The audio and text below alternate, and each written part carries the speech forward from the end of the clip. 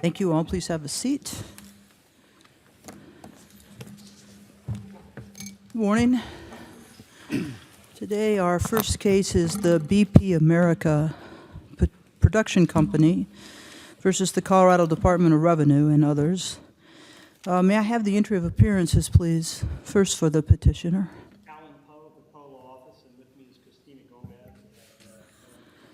Thank you. Mr. Poe, will you be doing the argument today? Thank you, sir. And for the department?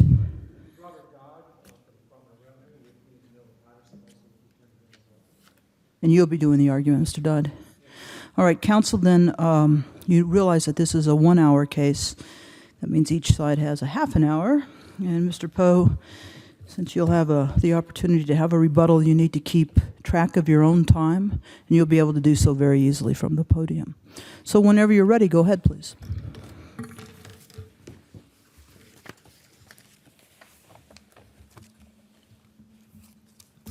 Thank you, Your Honor. May it please the court. The Colorado severance tax on oil and gas is levied against the value of the oil and gas at the wellhead. In fact, however, very little, if any, oil and gas is sold at the wellhead. Instead, oil and gas is usually moved through pipelines to a point at which equipment is used to remove water and impurities, separate the production stream into its component elements.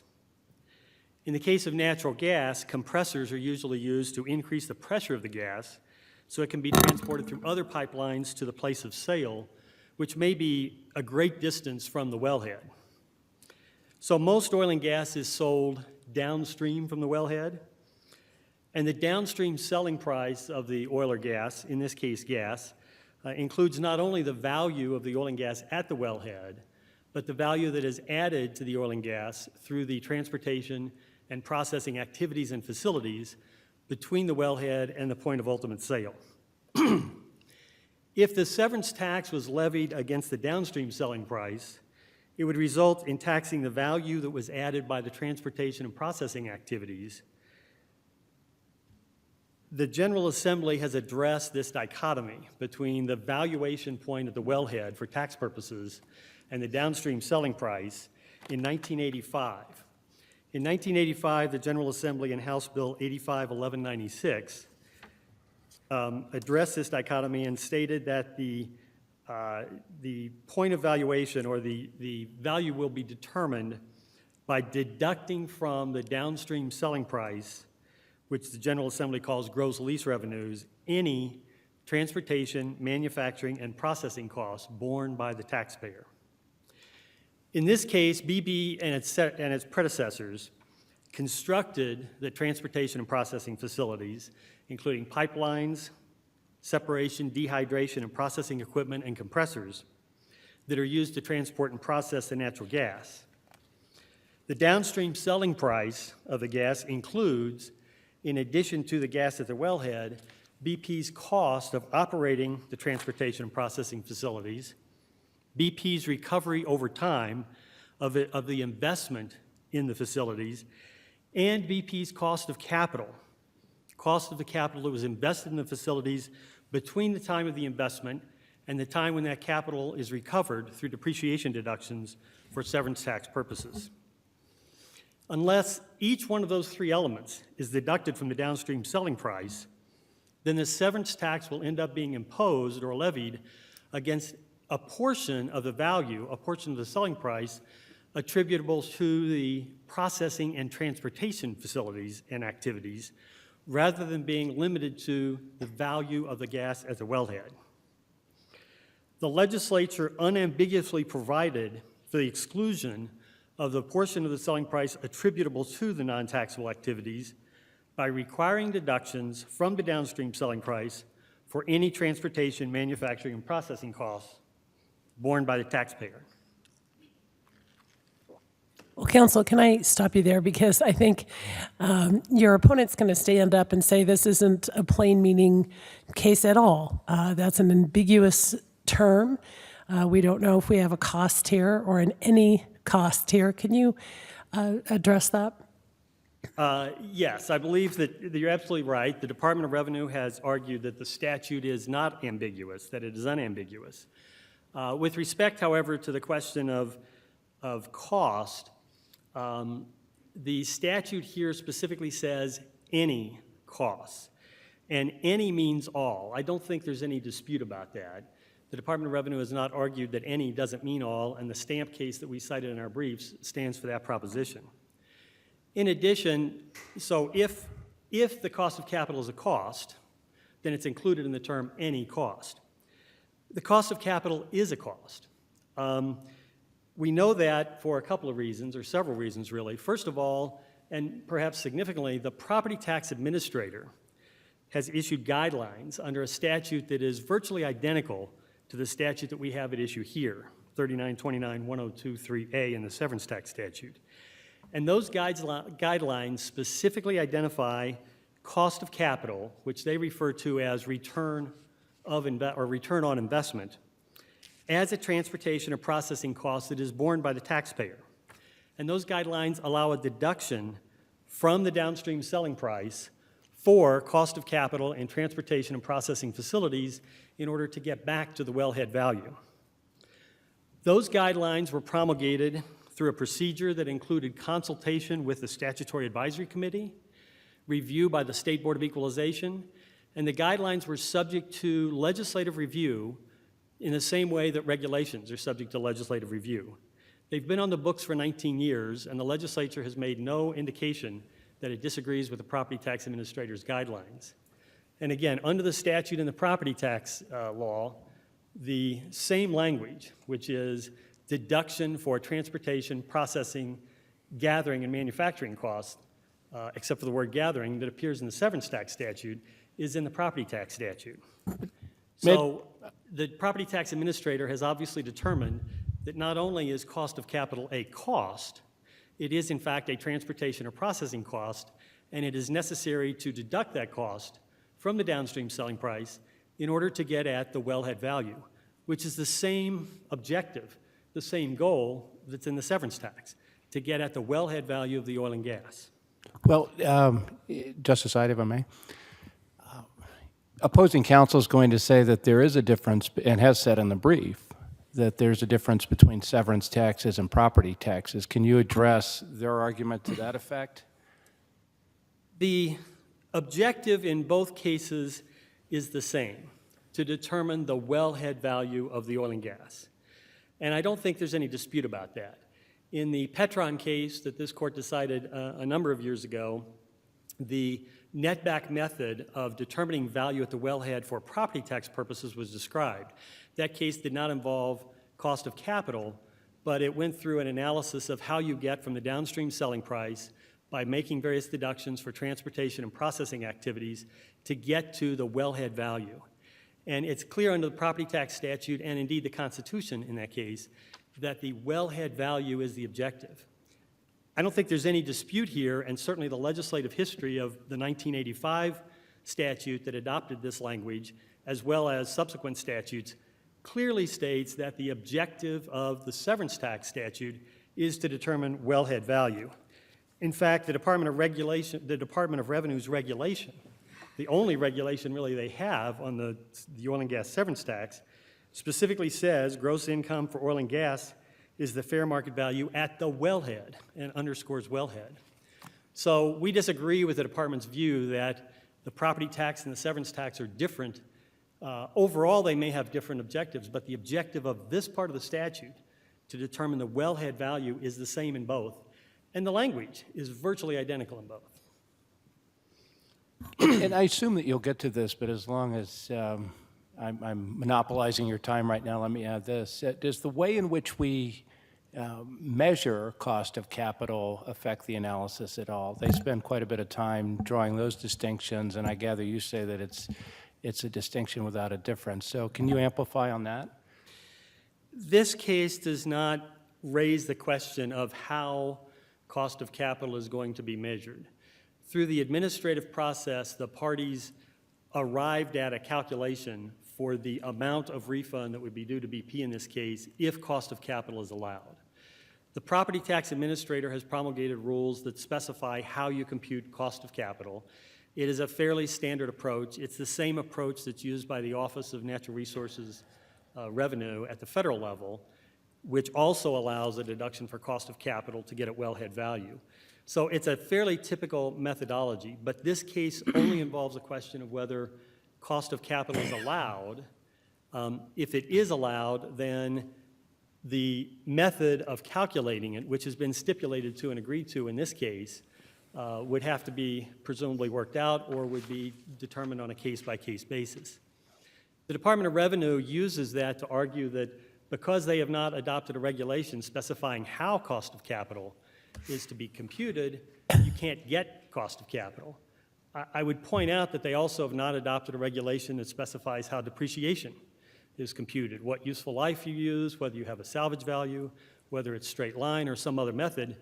The Department of Revenue cannot, by simply refusing to promulgate a regulation, change the statute and the statutory objective of wellhead value, and it cannot ignore the statutory provision that you get deductions for any transportation and processing costs.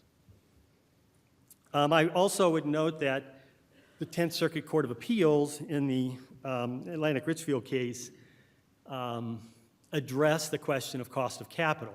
And that case is both long and sometimes a little bit difficult to understand. The Department of Revenue cites the 10th Circuit's case to support the argument that the term cost is ambiguous. And the 10th Circuit did conclude in that case that in a private royalty lease, the words cost of transporting did not unambiguously exclude cost of capital. The district court had held as a matter of law that the term cost of transporting excluded cost of capital. The 10th Circuit said, no, that's not right. They said the term is ambiguous in this context and sent it back to determine whether the parties intended the cost of capital to be allowed or not. But the term there was not any transportation cost. And when the 10th Circuit was also faced with another lease in the same case, where the lease was silent on transportation cost, it determined, pursuant to this court's rulings in Garmin and in Westerman Farms, that there was an implicit, or they read into the lease, a deduction for transportation costs. And the court, after analyzing it, held that cost of capital was a transportation cost under that Colorado law, or under the Colorado applied that transportation cost. So the 10th Circuit, like the property tax administrator, has determined not only that cost of capital is a cost, but that in fact it is a transportation cost. And in both cases, a deduction was allowed under the transportation cost for the cost of capital. Mr. Poe, can I ask a question? Good morning. And I know you stipulated to the rate of return on that, but when that rate of return is calculated, is there a taxable factor that's weighed into it? Because basically the way I understand it is the rate of return would be how much you would have made by investing it, but then you would have had to pay taxes on that investment. Does that make sense? The rate of return or cost of capital that is specified in the property tax rules and that is typically used is derived by reference to the BBB rate, which is essentially could be viewed as an interest rate that you would need to pay in order to obtain that capital, or is a proxy for the rate that would be applied if you're getting equity financing or if you're financing it yourself in terms of possible alternative investment. So it's more of the cost than the rate of It return. is, yes. I think the analysis would be that the cost of capital, as the property tax administrator's rules sort of describe, the cost of capital is recovered through the downstream selling price. And it's recovered through a return on, what they call return on investment. That return on investment is in the downstream selling price, and you have to deduct that out. And the way they deduct it out is by determining what is the taxpayer's cost of capital. And they, again, the administrator and the ONRR, the Office of Natural Resources Revenue, both look at the BBB bond rate as sort of a benchmark for determining how you get to that cost of capital. All right, thank you. The Department of Revenue, I don't think actually argues that the cost of capital is not a cost. I think their real argument is that the cost of capital is not the type of cost that the legislature intended to be deductible. But that argument is foreclosed by the use of the General Assembly's use of the term any. No matter what adjective you want to attach to it, cost of capital is a cost. The department's final determination in this case described it as a cost. The Court of Appeals decision in this case described it as a cost. The department continues to use the word cost in its briefs. Cost of capital is a cost, and the department's argument that it's not the type of cost that the legislature intended to be deducted just doesn't work when the legislature is very clear in the use of the term any transportation, processing, and manufacturing cost. And when you look at the fact that both the property tax administrator, the 10th Circuit Court of Appeals, and I would say economic common sense indicates that, of course, cost of capital is a cost. Counsel, can I, excuse me, can I just stop you just following up on your characterization of the Court of Appeals opinion? Do you think that that's the position the Court of Appeals took? I mean, there is a section in their opinion that talks about a hypothetical cost. Is that what they're talking about? This is not the kind of cost that really should be in play here? I'm wondering if I could get you to respond to the Court of Appeals position. The Court of Appeals included a number of points in their opinion, most of which were based on the department's arguments below. But yes, there is a section where the Court of Appeals refers to this is a hypothetical cost. They also state in another portion of their opinion that this is an indirect cost and that they are not going to allow a deduction for indirect costs, which, as we will discuss in just a minute, raises a lot of serious questions because it basically says, well, when you say any costs, you don't mean any costs or all costs, you mean some costs. Well, now the question is, what costs? But the Court of Appeals uses both the words hypothetical, conjectural, maybe speculative, but it also says only direct costs are allowed. And that's very problematic. In fact, this court in the Fidelity Castle Pines case that's cited in the briefs, when addressed with a question of just costs, not any costs, but costs, specifically said, well, that use of the word costs in that case, which was a property tax case, meant both direct and indirect costs. And certainly when the General Assembly uses the term any costs, it must mean all costs, whether they are direct or indirect, and I would argue even if they're hypothetical or conjectural or speculative. The cost of capital is none of those. It is not hypothetical, conjectural, or speculative. It is, in fact... Would you say it is indirect? I'm sorry? Is it indirect? I think it's a direct cost. I would view indirect costs more as something like certain elements of overhead that are not directly involved in the transportation and processing activities. But keep in mind, the cost of capital we're dealing with here is the cost of capital of the investment in processing and transportation equipment that BP acquired. And obviously, it and its predecessors paid for that.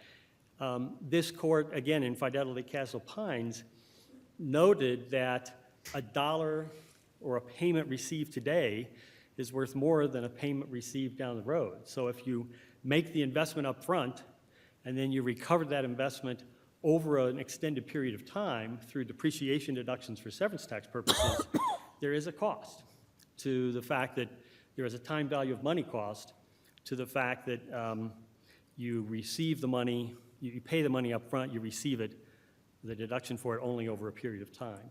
So I think that cost of capital would be a direct cost, like depreciation on the same facilities, like the operating expenses of those same facilities. I would like to address, just very briefly, the department cites a number of cases in its brief saying that the word cost is ambiguous. As we pointed out in our brief, the cases that the Court of Appeals relied on, none of those use the term any or all costs. And again, the Department of Revenue in its answer brief in this court identified a couple of Court of Appeals cases where the term all costs in some form or another was ambiguous, but in both cases, the Xerox case and the Porter Care case, the ambiguity was not in the term all or all costs, it was in other elements of the statute. For example, in Xerox, it was in the word acquisition, rather than in the word all or costs. The Department of Revenue, as you say, will certainly argue that the statute is ambiguous. We believe that it is in fact unambiguous, that the legislature was very clear with its objective, value at the wellhead, and that it specifically said any, meaning all, costs should be deducted. If the statute were ambiguous, then you would have to turn to rules of statutory construction. And under the rules of statutory construction, which the Court of Appeals addressed, the cost of capital should be considered a deductible cost.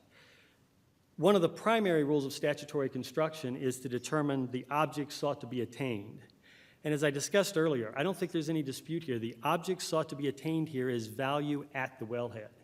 And you can't get to value at the wellhead unless you deduct all costs of the transportation and processing facilities and activities. And that would include the cost of the capital invested in those facilities. The legislative history is also very clear. In 1985, there's no question from the hearings that were conducted on that statute that the intent was to determine the value at the wellhead. In 1993, the legislature adopted the amendments to the property tax law that specifically made the property tax law identical to the severance tax statute. And so you have the legislative intent of making those two statutes identical. And in 1995, the legislature passed another statute that defined transportation in the context of the severance tax, and the legislative declaration of that statute specifically said that the legislature intends to continue to allow a deduction for all costs. So the legislative intent here is not really in question. The Department of Revenue argues that its interpretation should be given deference. We have discussed in our briefs the reasons why we believe that is not the case. It's not a contemporaneous construction of the statute. The department relies almost exclusively on what they call an FAQ, a frequently asked question, published on their website in 2004 and 2005, almost 20 years after the statute was adopted. The department has not been consistent. It's undisputed that in 2001, the department's auditor and the auditor's supervisor both agreed with BP and its predecessors in a case or an audit involving this property that cost of capital was allowed. The department argues that wasn't its policy, that it was a mistake, but if they had a policy that was clear at that point, you would think that the auditor and the supervisor would certainly have known of it. It's not in a regulation. It's in a short FAQ that at one time was published on the website. I'm not sure if it still is. And most importantly, it wasn't supported by reasoning. There's nothing in the FAQ that says here's how not allowing a cost of capital deduction gets to the legislative intent of taxing only the value of the oil and gas at the wellhead. The other significant rule of statutory construction is that you need to consider the consequences of alternative constructions. If the cost of capital is not deductible, then the words any costs in the statute mean only some costs. Maybe only direct costs, although that's not clear. Maybe only certain types of costs. It would mean that only the listed costs in the statute are deductible, because the department argues that because cost of capital is not specifically mentioned, it can't be deducted. And yet the statute doesn't list any costs. It doesn't list depreciation, doesn't list labor, doesn't list operating expenses. So there are no costs that are specifically listed or enumerated in the statute. It would mean that any means something other than all. There would be the issue that was raised in the amicus brief concerning discrimination of an integrated producer who buys and invests in the processing and transportation facilities itself versus one who pays a third party who makes a charge that obviously is going to include all of its costs. It's going to recover all of its costs, including costs of capital. And perhaps most significantly, a ruling that the cost of capital is not deductible would result in two statutes with identical language being applied differently, both identical language and identical purposes. So you'd have one statute that says you get a deduction for any transportation, manufacturing, processing cost that would allow cost of capital, that would not allow cost of capital in the severance tax, and one in the property tax law with the same language in which the administrator has indeed by regulation that went through a process that is available for legislative review and has been on the books for 19 years now, allows cost of capital. So you have two statutes attempting to get to the same objective that would have different application and different rules. We think that the Court of Appeals decision should be reversed and that the case should be remanded to the Court of Appeals with instructions to affirm the district court's judgment in favor of BP. I'd like to reserve the rest of my time for rebuttal. Certainly.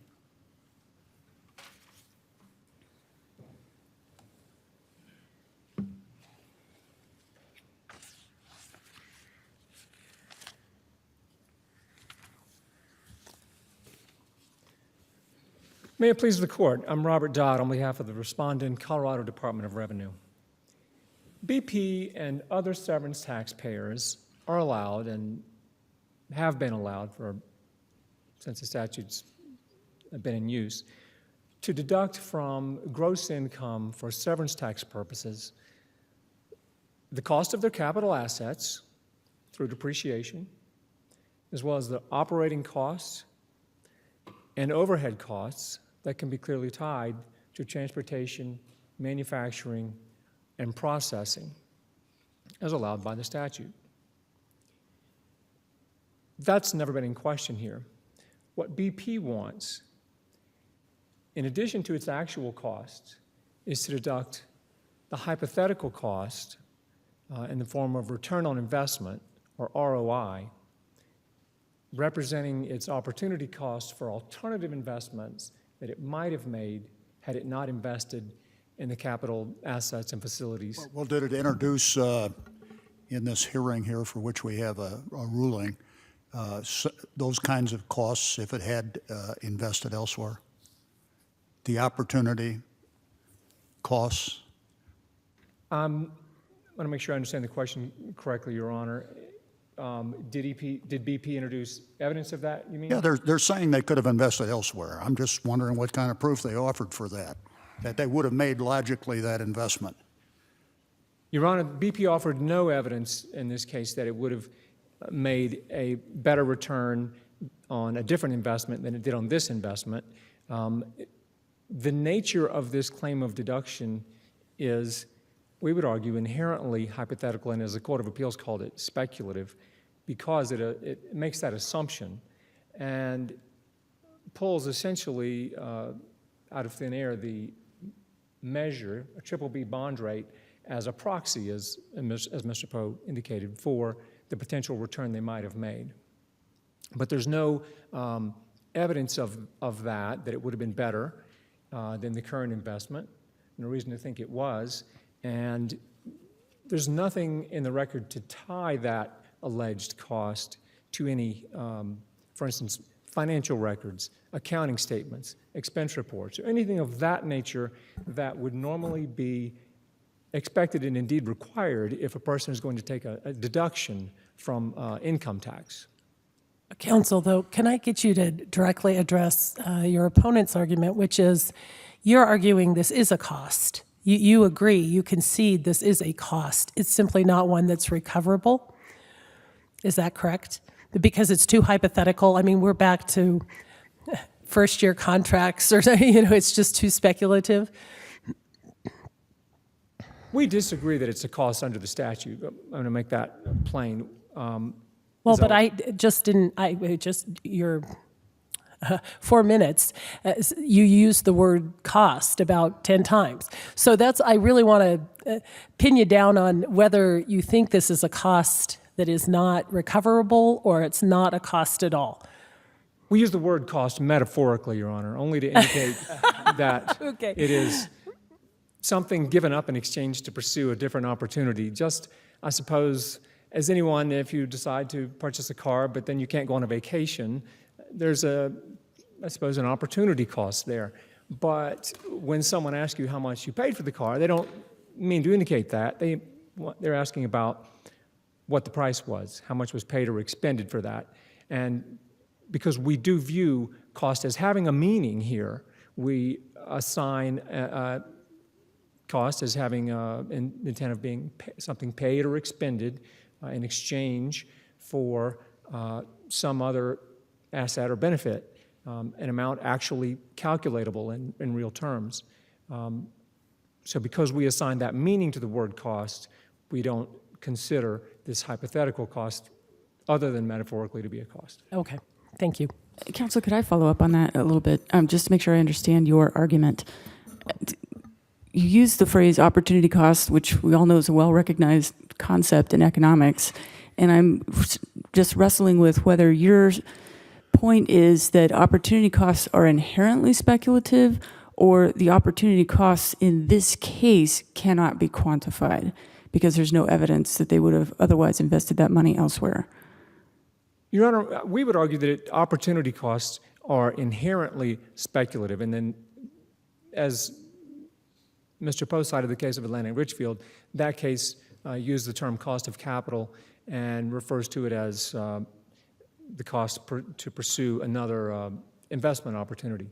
The problem is there's no accurate way to measure that. If a company is measuring its actual cost of capital, how much it might pay in interest on a loan, for instance, or the required returns that investors might need in order to invest in equity in a company, those can be measured both for industries and for a company. But there's no way in real terms to compare those to an alternative investment that wasn't made. The difficulty is that by all accounts here, this was a successful investment made by BP's predecessors, Amoco and Arco, in the 1980s. So in the year 2000s, there's no way to put that into real terms, what their alternative investment might have yielded. I would also note there... Go ahead. No. That there are different ways, apparently, to measure the return on investment or cost of capital, and there's not necessarily a right or a wrong way. Most of those are for projections and comparing the potential success of future investments so that business can make decisions about it. And it's a hypothetical concept, we would argue, inherently. I'm just wondering whether on the property tax side, the BBB bond rate is used as a proxy there as well. And if it is, and that's the way in which we're addressing this concern about the hypothetical nature of the whole endeavor, why shouldn't we just allow for the same thing to occur in the severance tax context?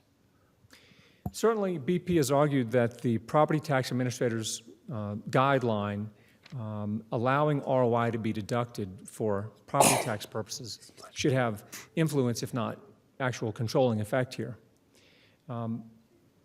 We disagree. The property tax guideline is promulgated, of course, by a different agency, and the Department of Local Affairs, not the Department of Revenue.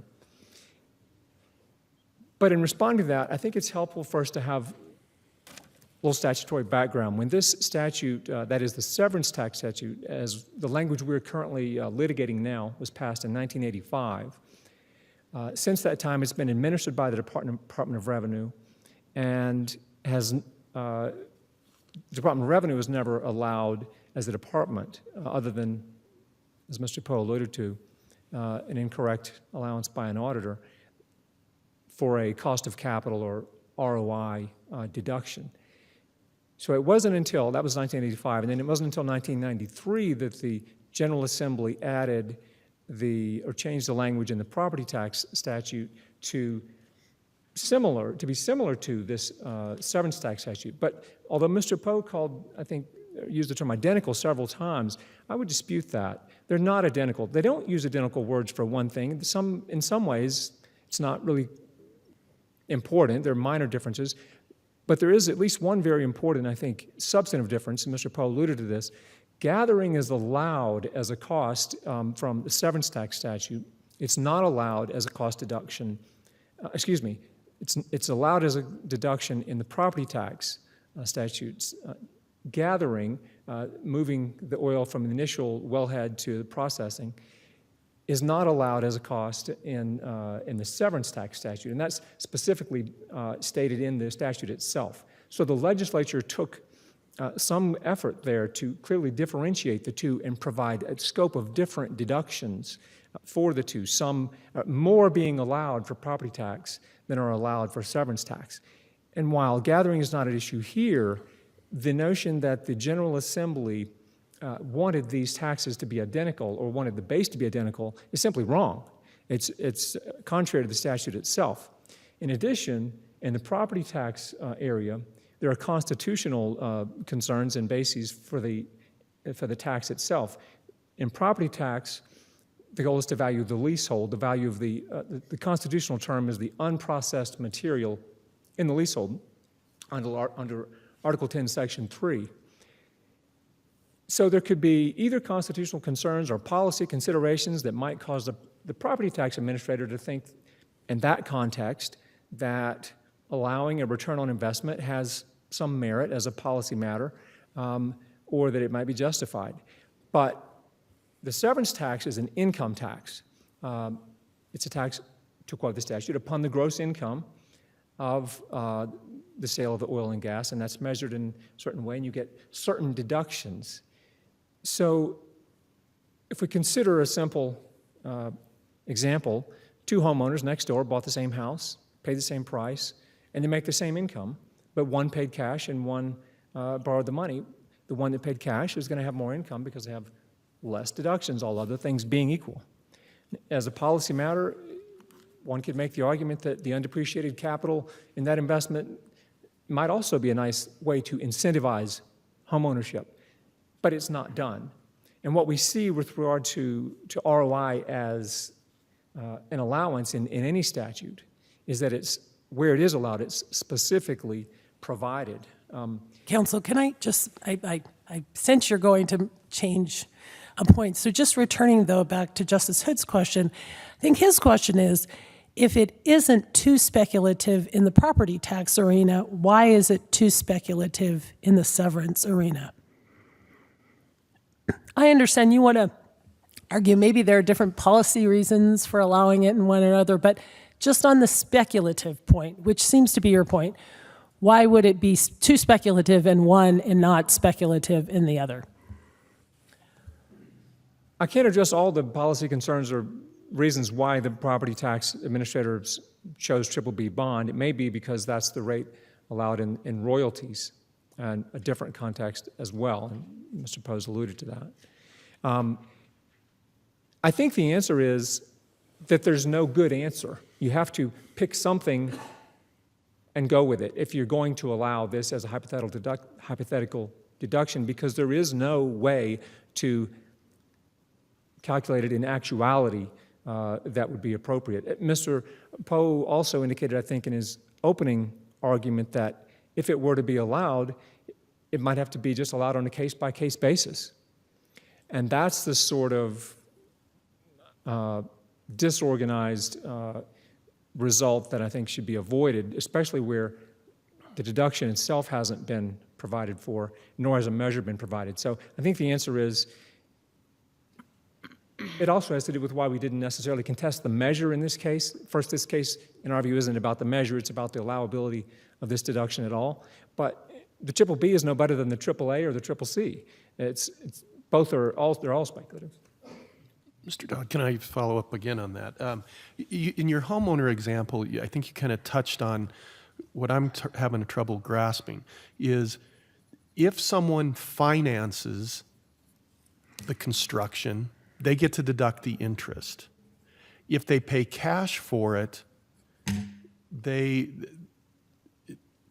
lose out on the opportunity cost of using that money in some other investment. Does that make sense? And you're using the phrase cost of capital and return on investment as synonym phrases, and it seems like they're not to me. Does that make sense? Your Honor, I think that's correct as I understand the question. I have used them, and I think we see it in this case, those terms used interchangeably here. But I think in business planning circles, they can have different meanings. For the purposes of this case, we've referred to it generally as return on investment or ROI. That's the term used, I believe, in both courts below. But I think that's the crux of kind of what it is if it's a return on investment, then you're kind of guessing. If it's the cost of what that BP would have had to have used to finance the building of it, I think that's much more definable. Am I missing the point on that? BP, in one sense, yes, if BP had actually financed it and sought capital from other sources, Right. it would have a cost that would have been definable. That's, of course, And deductible, right? not necessarily, Your Honor, because even though that is an actual cost paid, there is money expended, the statute still requires that it be a cost of manufacturing, transportation, or processing. Now, and since the agency hasn't ruled on that, I wouldn't want to make a statement that would prejudice that. But I think the question there, and this is really where the agency should have a role to play, is in looking at that, looking at the facts presented, looking how closely that should be tied or can be tied to the actual transportation, manufacturing, or processing. So I would say it would have one advantage in that it would be an actual cost, which this is not. But it would also still need to meet the rest of the terms of the statute. Interesting thing about this case, the agency and the district court both concluded that the statute at issue is unambiguous, but they reached opposite conclusions as to its meaning.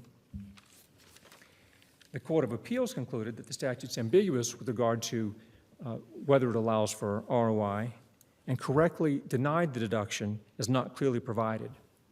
Here, the department argues that deductions are a matter of legislative grace and must be clearly provided for. And second, that the statute at issue does not so clearly provide for this deduction. And third, that applying the rules of construction and in view of the legislative history, the deduction should be denied. To put the case in context, BP argues that the court should be the first in Colorado, perhaps other than district court, and certainly in the nation, from what both parties could uncover, to hold that a severance tax statute that allows generally worded costs but does not specifically provide for ROI would allow that as a hypothetical return on investment. The court should decline this invitation to modify and extend the law passed by the General Assembly. Not only would it be the first case to allow such a deduction from tax where not stated, but it would also appear to plow new ground by broadening the meaning of the term costs with possible far-reaching consequences.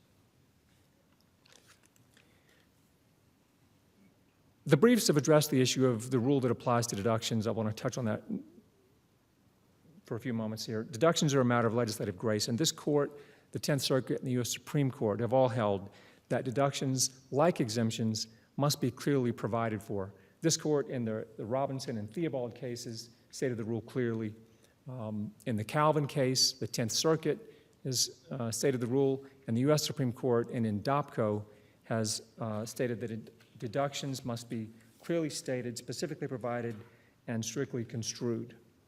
Counsel, can I get you to respond to the opposing counsel who would say any does the job here? Can I get you to respond to that? I mean, any is broad, not limited.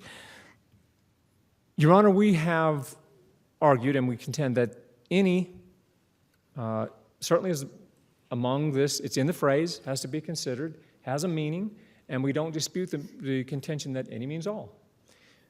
But as the Court of Appeals analyzed it, we think correctly, there are other words there that have to be given meaning as well.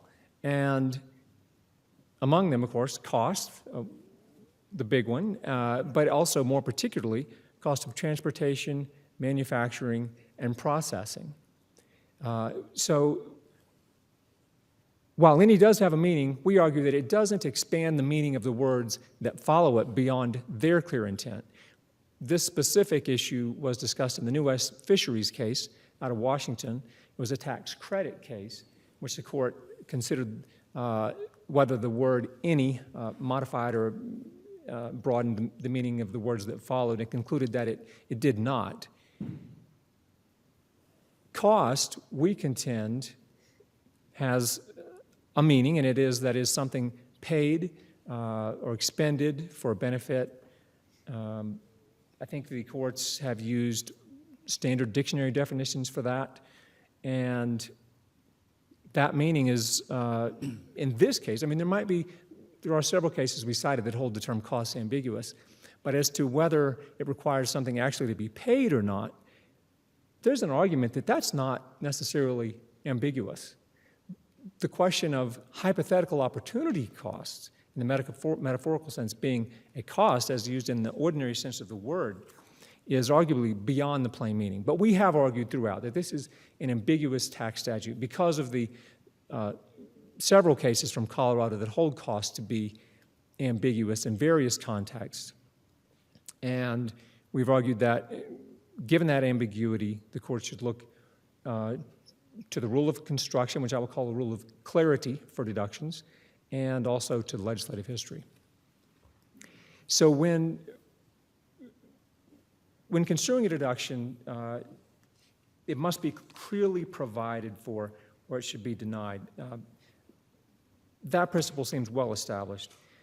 Applying the rule, the statutory phrase, transportation, manufacturing, and processing costs borne, does not clearly provide a deduction for ROI. We've talked about cost. There's also the word transport. In the Atlantic Richfield case, as Mr. Poe noted, the court did construe a couple of leases, one of which provided for the cost of transport. And the court held that that phrase is ambiguous as applied to, in that case, the court called it the cost of capital. But transport, the court said, is something that is to transfer or convey something from one place to another, citing Webster's. So it's not clear that ROI, as Atlantic Richfield court held, it's not clear that cost of capital or ROI is even a cost of transport, nor is it clear that it's a cost. On both points, the court considered that ambiguous and remanded the case for further proceedings to determine the intent of the parties as to whether or not that should be included. Critical difference, though, because that's a contract case, the intent of the parties is the guide. Because we're dealing with a tax statute, the conclusion for ambiguous deductions is that they should be denied outright, and no remand is necessary to reach that conclusion. So, counsel, do you read the statute? I'm just trying to rephrase your argument. Any is very broad, but cost means only a direct cost, an outlay of funds. So it's any outlay of funds. You actually have to be paying for something. It can't be something that you're missing out on. That's correct, Your Honor. We argue that you actually have to be paying for something. Okay. And so the word any basically really doesn't do the job, at least in your argument, because you still have to be actually paying money out to incur a cost. That is our argument, Your Honor. Okay, thank you. How, Mr. Dodd, if I may, how is this any more speculative than depreciation ultimately? If we look at depreciation, we use proxies in a sense for evaluating that as well. It's equally nebulous, isn't it? Well, depreciation, Your Honor, and Mr. Poe alluded to this, is allowed as a cost under the severance tax. His contention is that just like depreciation, ROI is not mentioned either. We disagree for this reason. Depreciation is the actual cost of the capital asset amortized over the life, the income-producing life of that asset. And one of the purposes of it is, according to the IRS, you don't get to take the entire cost of that asset in the first year, for instance, against all your income. You have to spread that deduction for the cost of the asset, over its life. Now, there are different methods to do that, such as unit of production or straight line depreciation. And it's true that there can be disagreements about how to do that. But we would argue that a big difference between that situation and here is that depreciation is provided for instance, in the generally accepted accounting principles. There's rules about it. The Financial Accounting Standards Board, for instance, has something to say about it. Notably, this case is completely absent of any indication that any authority has approved ROI as a cost deduction under a generally worded tax statute. There's nothing in GAAP, apparently nothing in FASB. BP has cited no general principle. What we have in this case are a few instances where it has been specifically allowed. By comparison, I think it's useful to look at, say, the Public Utilities Law, in which under, I think, Title 40, Part 5, allows to a utility an ROI, or a cost of capital deduction, specifically for transportation facilities, for building those out, and specifically as an additional inducement to build those facilities. So in that context, where a utility is governed by the rules of the law and is guaranteed, in a sense, an opportunity to make a return on its investment, then it makes sense perhaps as an additional incentive to allow that, and the legislature did that. But here, the state isn't guaranteeing BP any potential return and has not articulated in its statutes or regulations with regard to severance tax any need for a special incentive to get companies to build these facilities. And I think what we see in the amicus, for instance, is a policy argument that it should be. Yeah, amplify on that if you would, please. I mean, they seem to suggest that it could be quite a problem, leave us in Colorado at a significant disadvantage. I gather you're telling us that it ain't necessarily so.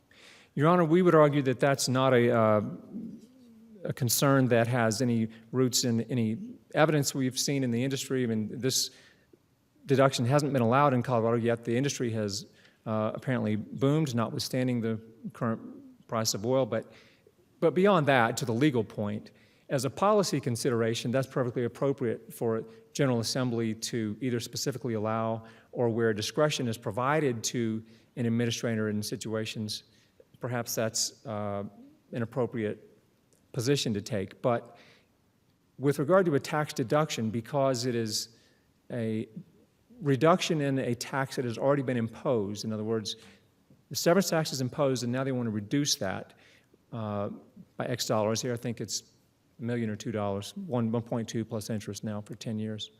That has to be denied unless it's clearly provided, regardless of the potential policy that might support it as an incentive.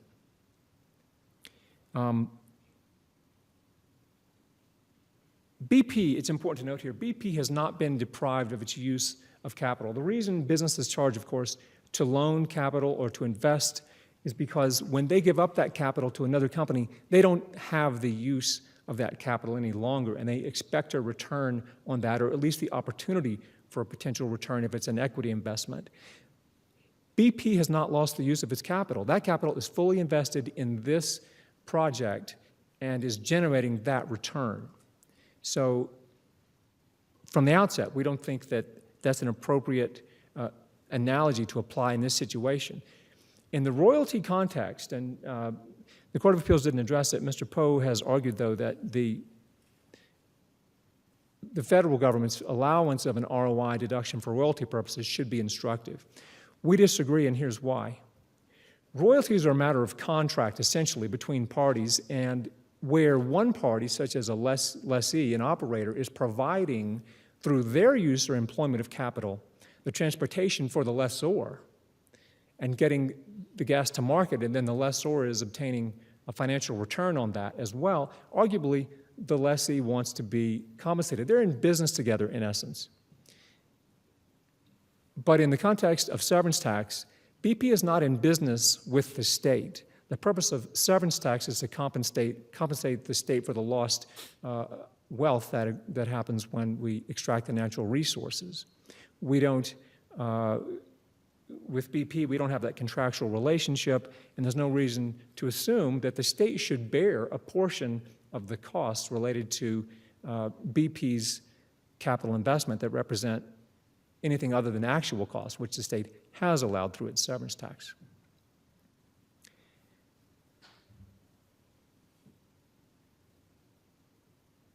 The brief of BP, as well as, and there's a report in the record from CPA and accredited petroleum accountant Mary Ellen Denemy, both have tables regarding the question of whether or not this deduction, if allowed, would allow a windfall or a double recovery. Ms. Denemy says that it would. I would also suggest that BP's own table shows that it would. The table in BP's brief shows that over the life of the asset, BP will recover the full cost of that asset. In the table, they have a column for the additional amount recovered if they were allowed an ROI deduction. I would note that that exceeds the cost of that asset, the total cost. So what BP is really asking for here is to be compensated for the time value of money. And nobody has disputed that money does have value over time. But again, since BP hasn't been deprived of the use of its money, that's not a cost, arguably even in the metaphorical sense here, because BP is recovering and achieving that return.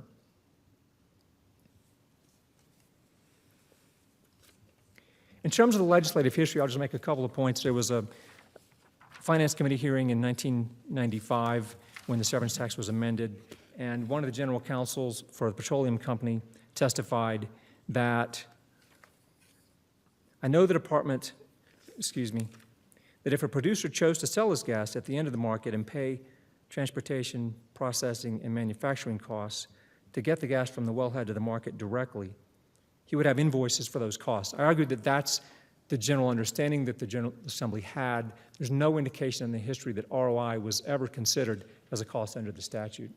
In closing, Section 102.3a, providing for severance tax deductions, does not clearly provide a deduction for this hypothetical opportunity cost that BP claims. We would ask you to affirm the Court of Appeals. All right, thank you. Mr. Poe?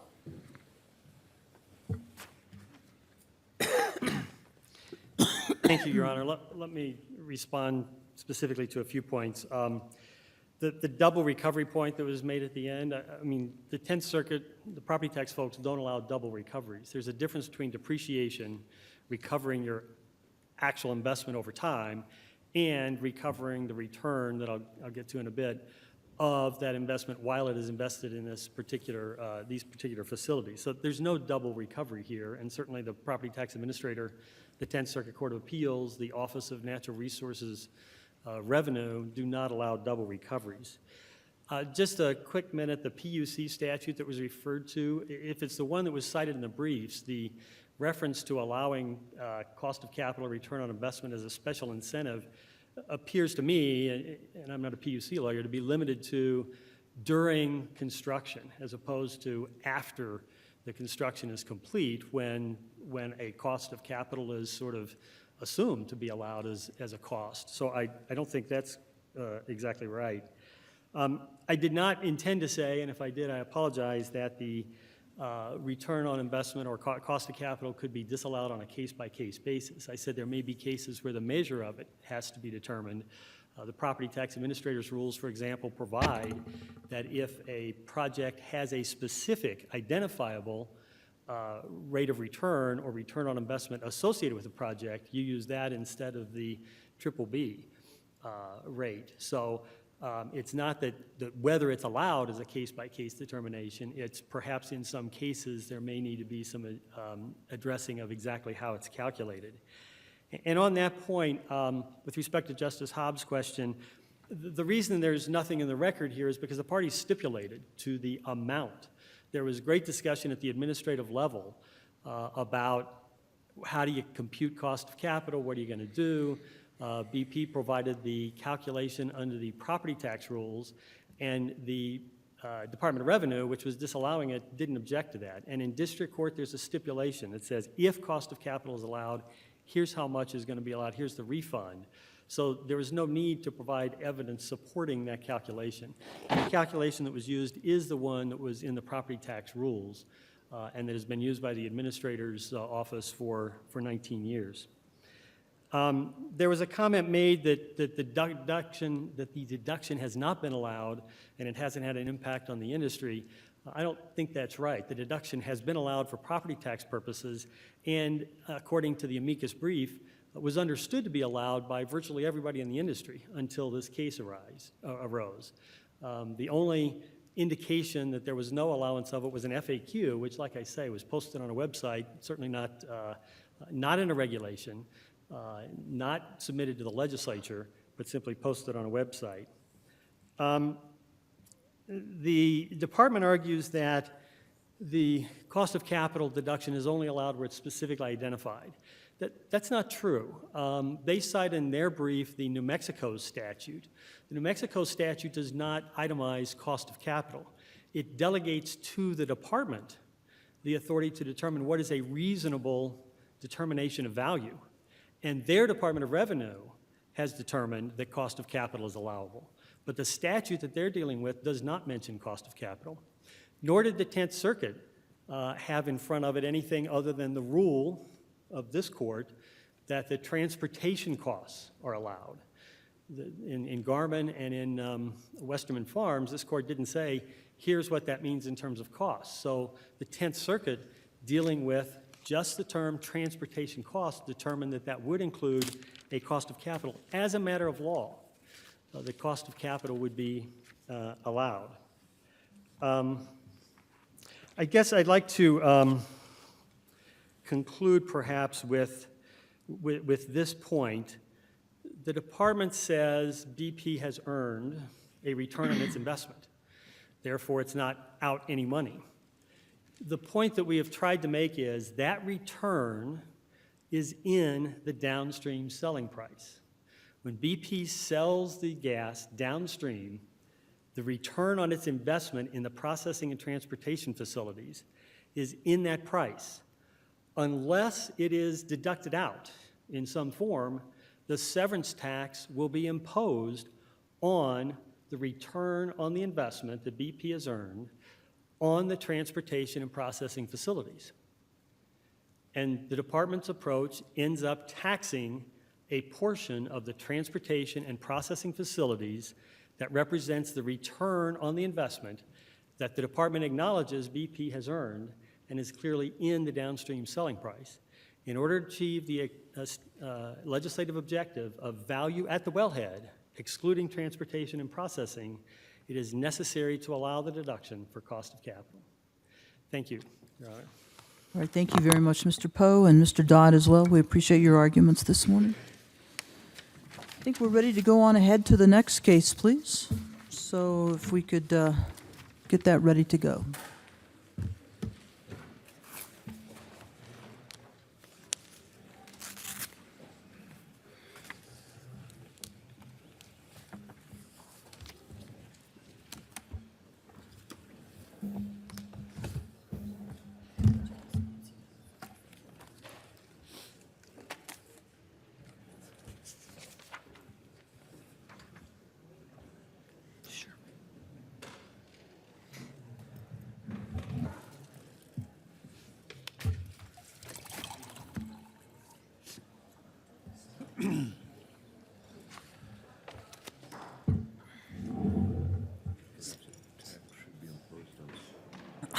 It's heavy.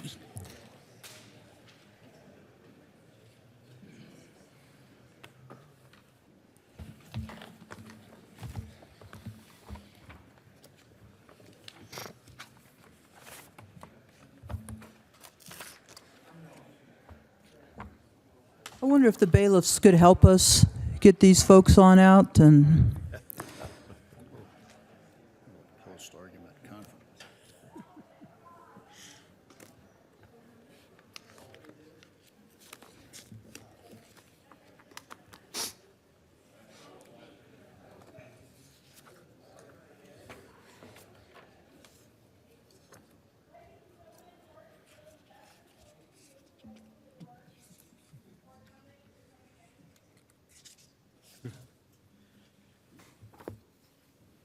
okay.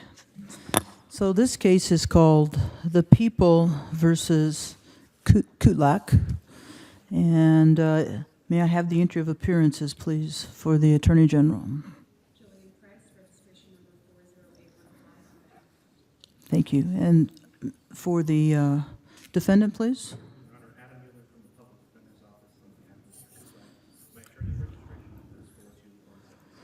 Okay.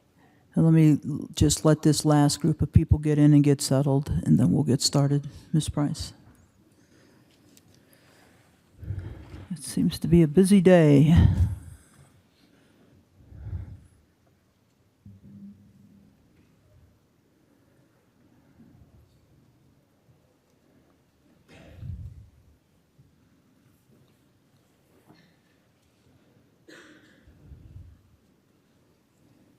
Okay, good enough. Ms. Price, whenever you're ready, this is a half an hour case, so you only have 15 minutes, please. Thank you. Go ahead. Good morning, Your Honors, Counsel. May it please the Court. I'm going to take a dice roll. I'm going to take a dice roll, and I'm going to talk to you guys. Those are the words that Mr. Kutlak used. Those are the words that demonstrate that Mr. Kutlak wanted to speak with the police. And those are the words that show that Mr. Kutlak knowingly, intelligently, and voluntarily waived his rights. Because there is nothing in the record to suggest that Mr. Kutlak's statements to police were involuntary or in any way coerced, the Court of Appeals' rigid application of the rule of exclusion was unwarranted, and this court should reverse. In Miranda v. Arizona, the Supreme Court rejected the idea that confessions are in any way undesirable or unworthy evidence. Indeed, the court specifically noted that confessions remain a proper element in law enforcement, and any statement given freely and voluntarily without any compelling influences is, of course, admissible in evidence. Here, Mr. Kutlak's statements to Detective Johnson were freely and voluntarily given without any compelling influences. Now, the videotaped interview shows that Mr. Kutlak said, just after being advised of his Miranda rights, Mr. Kutlak said, "I have a personal attorney, he's on retainer. Can we get him down here now?" In response to that question, Detective Johnson first responded to the temporal component of that request and indicated that it might be difficult to get the attorney down here now. But then Detective Johnson said, "It's entirely up to you." Mr. Kutlak then said, "Is there any way, any long shot that maybe we can work this out so I can go home today?" Again, in response to Mr. Kutlak's question, Detective Johnson said, "I don't know the answer to that question." In your briefs, you seem to concede that this constituted an unambiguous invocation of the right to counsel. Do you mean to do that? Are you conceding that this was an unambiguous invocation? Well, that's certainly what the trial court ultimately found and what the trial prosecutor below agreed to. Now, the trial court's ruling was, the trial court initially determined that the request was arguably ambiguous in as much as it was phrased as a question. The trial court ultimately found that it was indeed unambiguous, and again, that's what the prosecution conceded below. This court, of course, is not bound by any party's concessions. Given the fact that the request was phrased as a question, and based on the trial court's initial findings, it is arguable that from the officer's perspective, the officer felt that this was an ambiguous request such that a clarifying question was permissible. But I'm correct, there's no discussion of Davis and its progeny, any of that in the briefing, right? So this is not something that has been briefed for the court. Correct. Now, Detective Johnson's response to Mr. Kutlak's question was not, however, in any way, shape, or form designed to elicit any incriminating information. It was not designed to dissuade Mr. Kutlak from exercising his rights. It was not, in any reasonable construction, the sort of badgering that Edwards or its progeny was designed to prevent. Detective Johnson's response was simply, "I don't know that we can get the counsel down here now," which reflects the fact that suspects do not have the right to instant counsel. Indeed, police stations are not required to maintain on-call defense attorneys to consult with suspects on demand. Now, given that this was not a statement, a question, or an action designed to elicit an incriminating response, there was no interrogation. Indeed, Detective Johnson's statement to Mr. Kutlak's second question, "Is there any way I can go home today?" that too was not a statement, an action, or a question designed to elicit an incriminating response. So there was no interrogation after Mr. Kutlak said, "Can we get my attorney down here now?" What Mr. Kutlak did then do was cut the detective off and say, "I'm going to take a dice roll and I'm going to talk to you guys." That clearly constituted a reinitiation of the conversation at Mr. Kutlak's behest, not at the behest of law enforcement. Under those circumstances, there was no violation of the Edwards rule. The defendant relies primarily on 3 cases for his argument that this did violate Edwards, and each of those cases are distinguishable. First, in People v. Bradshaw, the defendant was questioned about a sexual assault. The detective said, paraphrased the victim's assertions, and the defendant said, "That's serious, I think I'll have to talk to an attorney." Instead of ceasing questioning, the detective asked, well, was that a consensual encounter? That touched on the crime itself, that touched on potential defenses that the defendant might have raised. That constituted a question designed to elicit an incriminating response, unlike the case here. Second, Well, let's stay with Bradshaw for just a moment. Bradshaw arguably stands for the proposition that there needs to be some cessation, right? More than just not asking questions that are designed to elicit an incriminating response in a Rhode Island v. Ennis interrogation sense, but that there actually needs to be some cessation of the contact. Is that not a fair reading of Bradshaw? If I'm remembering it correctly, I think there was at least some actual halting of the interview, right? in Bradshaw, perhaps in Bradshaw and People v. Regibal are the cases that address cessation of the interview. In this case, Mr. Kutlak reinitiated before the officer had any chance to stand up, walk out of the room, or physically separate himself from the defendant. Now, in another case, if the facts here were different, then perhaps an extended amount of time would have presented itself in the record, but Mr. Kutlak prevented that from happening with his statement. Now, in People v. Regibal, there was, again, approximately a 30-second split between the invocation of counsel and the reinitiation of the interview, and under those circumstances, which I'll discuss in a moment, this court determined that 30 seconds was insufficient. Now, It's Regibal that I'm thinking of, thank you. of course. Right. And then we have the Dinka overlay there, that gets more complicated, if I'm recalling correctly, that's Correct. right. Yeah. Right. Well, and in Regibal, the defendant was a Sudanese immigrant who had limited language abilities. Indeed, he had a translator with him during the interview. The records shows that he had a diminished intellectual capacity. And his responses to the detective's questions were nonsensical and frankly non-responsive. Under those circumstances, this court determined that the 30-second break was insufficient to constitute a cessation of contact. However, this case is very different from Regibal. Mr. Kutlak is a native English speaker. There is nothing in the record or on the video to indicate a diminished intellectual capacity. In fact, he had vocational training and was employed as a mechanic. Additionally, his responses to Detective Johnson were on point, were indeed responsive, and there's nothing to indicate that he had any trouble understanding what Detective Johnson was saying. Additionally, Mr. Kutlak had several juvenile adjudications and at least one prior conviction as an adult, showing that he did have familiarity with the criminal justice system, whereas Mr. Regibal did not have. So the circumstances here are vastly different from those in Regibal. And under the circumstances presented here, 30 seconds, indeed 24 seconds, was an appropriate amount of time between the invocation and the reinitiation. Could I ask you this? I know that he went on to say, yeah, if I stop feeling comfortable, I'll ask to stop. Was that immediately after the roll the dice comment? I'm sorry, was that immediate left after? After the roll the dice comment? Yeah, let's see. Because that's not the way it's quoted in the briefs make it look. So I was wondering if there was something going on between those sentences. I'm sorry. If there was something going on between those sentences.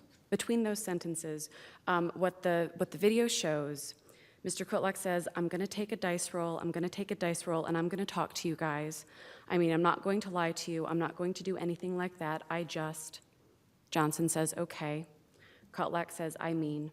Johnson says, well, I need you to be 100% certain and 100% comfortable with doing that. And then Mr. Kutlak says, yeah, if I stop feeling comfortable, I'll ask to stop. Okay, thank you. Of course. And now that statement, of course, demonstrates that Mr. Kutlak was aware and understood his rights. He knew that he was under no obligation to speak with Detective Johnson, and that if he did wish to stop, and if he did wish to halt the interrogation and wait for his attorney, he could do that. This is not a case where the law enforcement attempted to dissuade the defendant or trick him out of exercising his rights. In fact, it seems like he was eager to talk, doesn't it?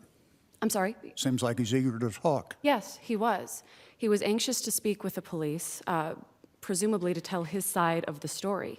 And that happened with no coercion, with no badgering, with no trickery on the part of law enforcement.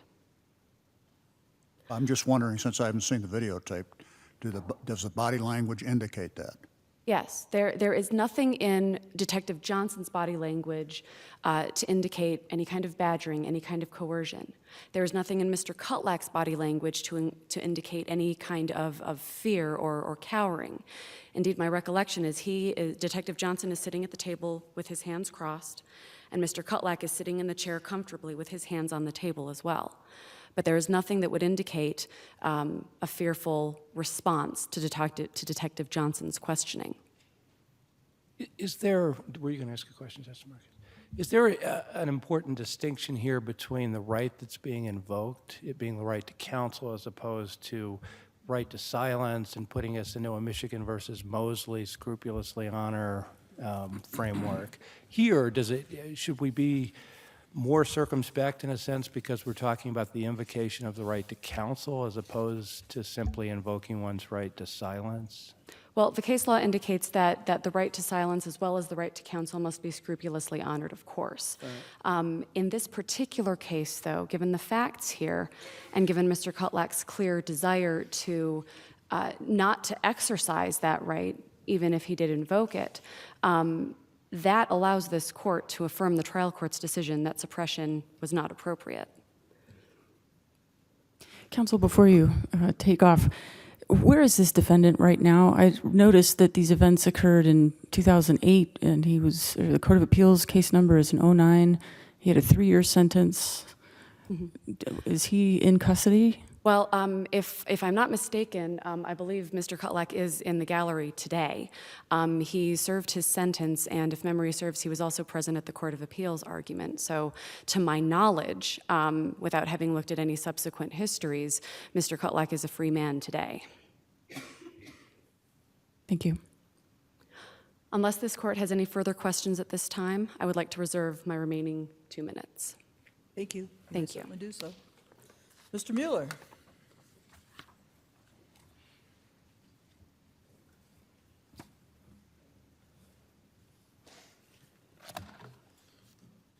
Chief Justice Rice, may it please the court. Good morning. My name is Adam Mueller, and I represent Lee Kutlak, who is present in the courtroom today. The Attorney General started by criticizing the Court of Appeals' decision as rigid. I think that's maybe a fair description, but it is what the Court of Appeals was instructed to do by the U.S. Supreme Court. The U.S. Supreme Court has time and again described the Edwards rule as rigid, as per se, as bright line, and the Court of Appeals faithfully applied Edwards in this case, because by definition and under the case law, an individual cannot reinitiate an interrogation that never ended in the first place. And so I'd like to go back to kind of first principles. When a defendant invokes his right to counsel, as Mr. Kutlak did in this case, all questioning must cease, and he must be given a reasonable opportunity to consult his attorney. That's this court's decision in Romero from 1998. So there are 2 requirements: cessation of questioning and a reasonable opportunity to consult with a lawyer. I think in this case, Detective Johnson did neither of those things. He neither ceased questioning, and he provided no opportunity, much less a reasonable opportunity, for Mr. Kutlak to talk to his I think attorney. the problem is here, however, that Mr. Kutlak asks 2 questions to which they're responded very straightforwardly, no surprise there. I mean, what does a detective have to do? Immediately leave the room? I mean, the advisement has been given. You have the right to counsel. The detective learns that there is counsel, okay? And then immediately you have this couple of questions, you know, if I can't get him now, maybe I should talk to you, you know, an eagerness to engage. Well, Your Honor, I think what the detective should have done here is when Mr. Kutlak said, I have a lawyer, he's on retainer, can we get him down here now? And the detective responded, it might be difficult. The interrogation was occurring, if my recollection is correct, 8 a.m.-ish on a Sunday morning. It might have been hard to get in touch with him, but it might not have been. I mean, a lot of us have cell phones, we don't know. He could have gotten up and given the attorney a call. So what the detective should have done is say, because he has an obligation to give Mr. Kutlak a reasonable opportunity to speak with his attorney, he should have said, okay, it might be difficult to get in touch with him. Let me see what I can do. Give me his information, and then go try and get in touch with him. That's what he should have done. Because the whole premise of an unambiguous invocation of the right to counsel, as Justice White said in Michigan v. Mosley, is when an accused invokes his right to counsel, he's expressing his own view that he's not competent to talk to the police without an attorney present. And as a result, courts should look with skepticism on a later statement indicating a willingness to talk with the police without counsel. The problem is, I think that I'll roll the dice, totally indicates that he knows what's at risk, but he wants to engage. I'm certainly willing to, you know, had there been a break and had there been an opportunity for Mr. Kutlak to talk to his attorney, or had Detective Johnson stepped out for 20 minutes and come back and said, you know, we couldn't get in touch with him, and then Mr. Kutlak said, well, okay, I'll take a dice roll, that's a different case. But the coercive pressures of interrogation are such that you can't, any statement from a defendant after he invokes his right to counsel is presumed involuntary. That's what Edwards says, that's what all the cases that follow Edwards say. And so Schatzer, which is the case I discussed in my Before briefs. you go to Schatzer, can you address the issue that I posed for opposing counsel about whether or not there really is an unambiguous invocation of the right to counsel here? Yeah, absolutely. The trial court found it was an unambiguous invocation of the right to counsel and applied Edwards. The district attorney, my recollection is, conceded, said it was a sufficient request. In the Court of Appeals, there was a concession from the Attorney General that this was an unambiguous invocation of the right to counsel. I read that concession to still be here today. We certainly haven't briefed the issue. I'm not sure it's encompassed within the cert question, for that matter, but I think, frankly, there's no question, even on the merits, that this was an unambiguous invocation. This court's last statement on that point was People v. Lynn from 2012, I believe. And in Lynn, the defendant said, when can I talk to a lawyer? My client's statement here, I have a lawyer, a personal lawyer, he's on retainer. Can we get him down here now? Coming, as it did, immediately upon being told he had the right to a lawyer, having been read his Miranda rights, that's the most natural time to ask for a lawyer. And so I don't see any ambiguity there, and there really hasn't been any ambiguity briefed or questions of ambiguity raised along the way. But I'm certainly willing to, you know, I looked at a lot of these cases in preparation, and so I've got some other examples if you'd like me to go through them. But I think compared to what this court has found unambiguous before, I think I better have a lawyer. I think I need to see a lawyer. When can I get a lawyer? Those are all statements that this court has found unambiguous to invoke the right to counsel. So turning back to Schatzer, because I think that is a case decided after this court decided Bradshaw and Regibald, written by Justice Scalia, and it kind of informs what I think the backdrop of this whole discussion should be. And in Schatzer, the court set out a bright-line rule, consistent with Edwards, that said if there's a break in custody between 14 days, or 14 days or more, between interrogation 1 and interrogation 2, the police can reinitiate interrogation 2. It doesn't have to be the defendant, and that's not a violation of Edwards. And the rationale, Justice Scalia said, was that the coercive pressures of interrogation are so intense that when someone invokes the right to counsel, we cannot expect that their later statement to talk to the police, their later decision to talk to the police is voluntary, generally speaking. But when you're out of custody for 14 days and you go home, you're in familiar surroundings, those coercive pressures have dissipated, they're long gone. And any later decision to talk to the police is, rightly or wrongly, a voluntary choice. But may I ask a question there? You're not suggesting by that a defendant has to be released from custody before he can reinitiate? Oh, absolutely not. And let me just take that a minute then. From Edwards, from the U.S. Supreme Court cases, what do you take interrogation to mean when they say you have to stop further interrogation? Yeah. I don't think they mean interrogation in the Rhode Island v. Innis sense strictly an interrogation. If you actually look at Bradshaw, it uses words like interrogation. And could you stick with U.S. Supreme Court for just a minute? Oh, I'm sorry, I meant Edwards, I apologize. If you look at Edwards, what it says is interrogation, questioning, contact, exchange, communication. In Oregon v. Bradshaw, and this is on page 1041 to 1042 of that opinion, the defendant invokes his right to counsel, and the court says, quote, the detective immediately terminated the conversation.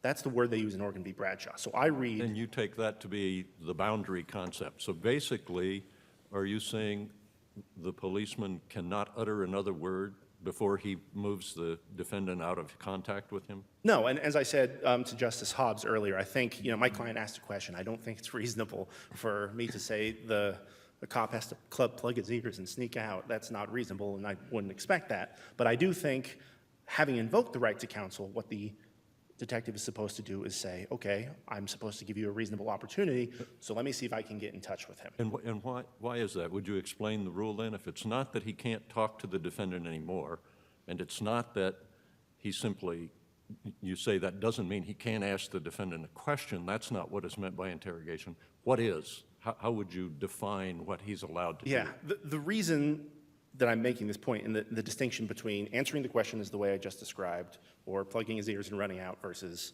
well, let's talk about the facts of the case. Those are all kind of on the spectrum of things that could happen. The point is, once you've invoked your right to counsel, as I said, any statement you make after that is presumed to be involuntary. And so there has to be both a reinitiation from the defendant and a waiver from the defendant of the right to counsel. And any subsequent statement you make without having had that opportunity to talk to a lawyer should be viewed with great skepticism. And so the longer, if the detective were allowed to just sit in there and they could talk about the Broncos for a while, the risk is you're still my client's in custody. He's not going anywhere. They're not going to let him go. So there's the risk that they could just prolong this out and kind of implicitly, kind of subtly wear it down. Now, of course, the detective in this case did not make any threats. I'm not saying he did, and didn't, badger my client or yell at him. But interrogation and the pressures that exist in an interrogation are more subtle than that.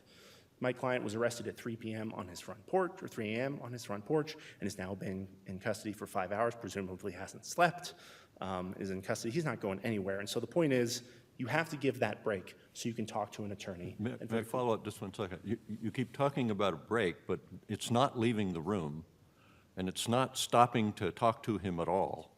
So I'm trying to figure out what it is, what constitutes that break that is ceasing interrogation from your point of view. Let me clarify. I do think there has to be a break in the sense that the detective has to leave the room. I do think that. But the point I was trying to make is that it's not as if he has to pretend like my client didn't ask the question. He asked and plugged his ears as he leaves the room. And your suggestion was that he should have complied and offered to get an attorney, but surely Miranda and Edwards don't require that, do they? It would have been all right from your point of view, would it not, if he had simply left the room and said, put the man in jail?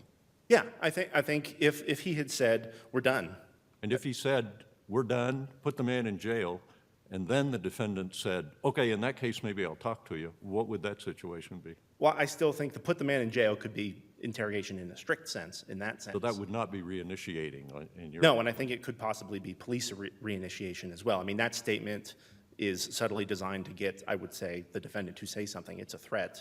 I mean, he No, you knows just he's said in jail. would be entirely appropriate for the officer to do. It's just that would not constitute reinitiation if the defendant responded to that. Right.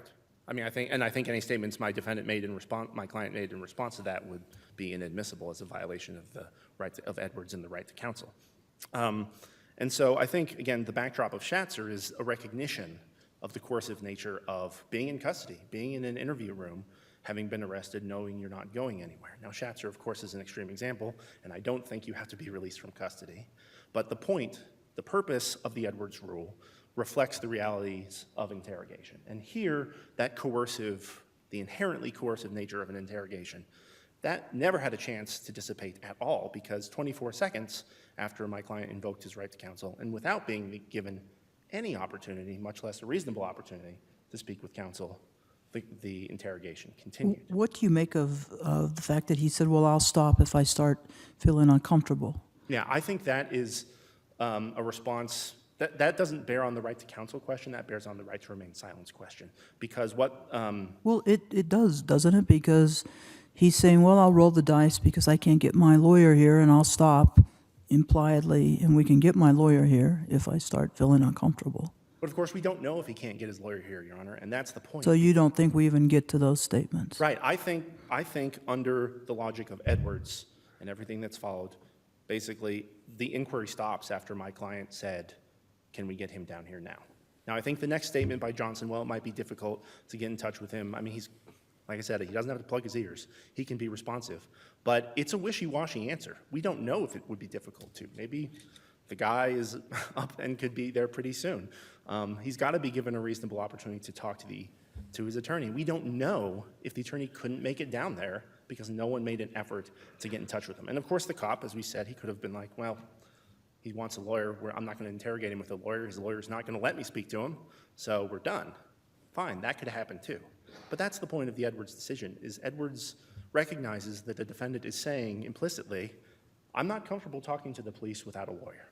And so my client's statement 24 seconds later cannot overcome the presumption of involuntariness when he was never given that reasonable opportunity to consult with his lawyer, which he clearly wanted, and the interview, the contact, the exchange, the communication never ended. But the impetus for Edwards seems to be the concern about badgering, that there's going to be a wearing down of the defendant. There doesn't seem to be anything here that is wearing this defendant down before he decides that he wants to continue the conversation. And this is, I think, following up on Justice Hobbs's observation. So where's the badgering? Well, I don't think it needs to be badgering, but I would really urge this court to compare the interrogation here to the interrogation at issue in Smith v. Illinois, which I talked about in my answer brief on pages, I believe, 19 to 20. In that case, the defendant unambiguously invokes his right to counsel, and instead of immediately ceasing the exchange, the communication, the detective goes on to read Miranda, to finish the Miranda rights. That's not badgering. That's not wearing him down. And at the end of Miranda, the client says, I'll talk to you. And the U.S. Supreme Court said, he invoked his right to counsel. The whole thing must end. And that's not badgering. That's not interrogation about the facts of the case. The detective just continued to read Miranda. And even in that case, the U.S. Supreme Court said it violated the rigid rule, the bright line rule, the per se rule, whatever you want to call it, of Edwards. And so there was no badgering in the sense of Detective Johnson banging on the table, certainly. There were no explicit threats. I understand that. And I certainly understand that when you watch the video, it can seem tame in comparison to other interrogations I've seen. It's not that. So what if the detective had said, oh, yeah, sure, we can work this out? I'm sorry? What if the detective said, sure, we can work this out? Well, he still has to give him the reasonable opportunity to talk to counsel. I understand and that. that would be interrogation, I So think. he didn't do that. He didn't continue to engage in the interrogation. He said, well, I'm not sure we can work this out. A plain advice that you're running a risk here. Then I'm going to roll the dice. Why isn't this logical, common sense progression to the fact that he wants to talk? He knows he can get a lawyer. Yeah. I mean, see I my time is don't up, get but- it. I mean, the normal way people speak. You can answer that question. Thank you, Your Honor. Because of Marrero, which says that you have to do two things, cease questioning and give the reasonable opportunity to consult with counsel. And so 24 seconds later, my client says all the things you have said, he says. But that can't be enough to overcome the presumption of involuntariness when he has clearly expressed his desire to interact with police only through counsel. If there are no further questions, I would ask this court to affirm. Thank you Thank very you. much. I think you have a little bit of time, yes. Ms. Price? Thank you. I'd like to first distinguish Smith v. Illinois, which my opponent has cited. In that case, the detective did continue reading the defendant his Miranda rights, but the detective also said that the defendant would, quote, have to agree to talk at this time without a lawyer being present. And if he did agree to talk without an attorney being present, he could stop at any time. The problem in Smith that is not present here was that the detective said that the defendant had to agree to talk at this time. That was a statement that was designed to coerce the defendant. Detective Johnson, on the other hand, did not make any such statement here. Second thing I'd like to touch on is when an interrogation ends. Now, an interrogation is defined as questions, statements, exchanges, actions designed to elicit an incriminating response. There is no requirement in Miranda, Edwards, Schatzer, Oregon v. Bradshaw, any of their progeny, or any Colorado case that requires a law enforcement officer to stand up, plug his ears, clamp his hand over his mouth, and hurry out of the room. This is not a script where a law enforcement officer is given stage directions when he must enter and exit.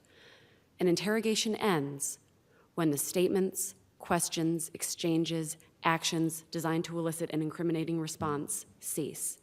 And that is what happened here. Detective Johnson's responses to Mr. Kutlak's questions were neutral and non-interrogative. And the record shows, including the video, that the interrogation therefore ended. Unless this court has any further questions, the people respectfully request that this court reverse the Court of Appeals. Thank you. I think we're good. Thank you, Ms. Price and Mr. Mueller as well. We appreciate your arguments. The court is going to be in recess for 15 minutes.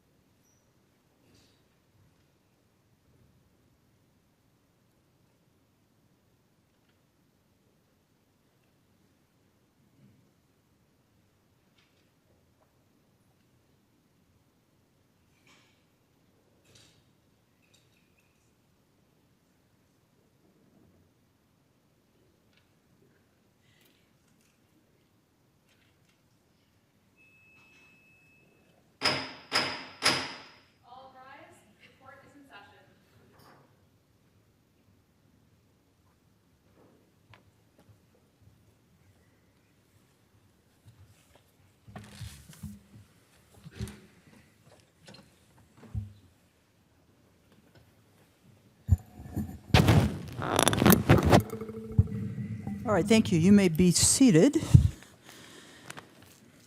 This case is called Oasis Legal Finance Group and others versus Cynthia Coffman in her capacity as the Attorney General. May I have the entry of appearances, please? Counsel. Good morning, Jason Dunn, on behalf of Oasis Legal Financial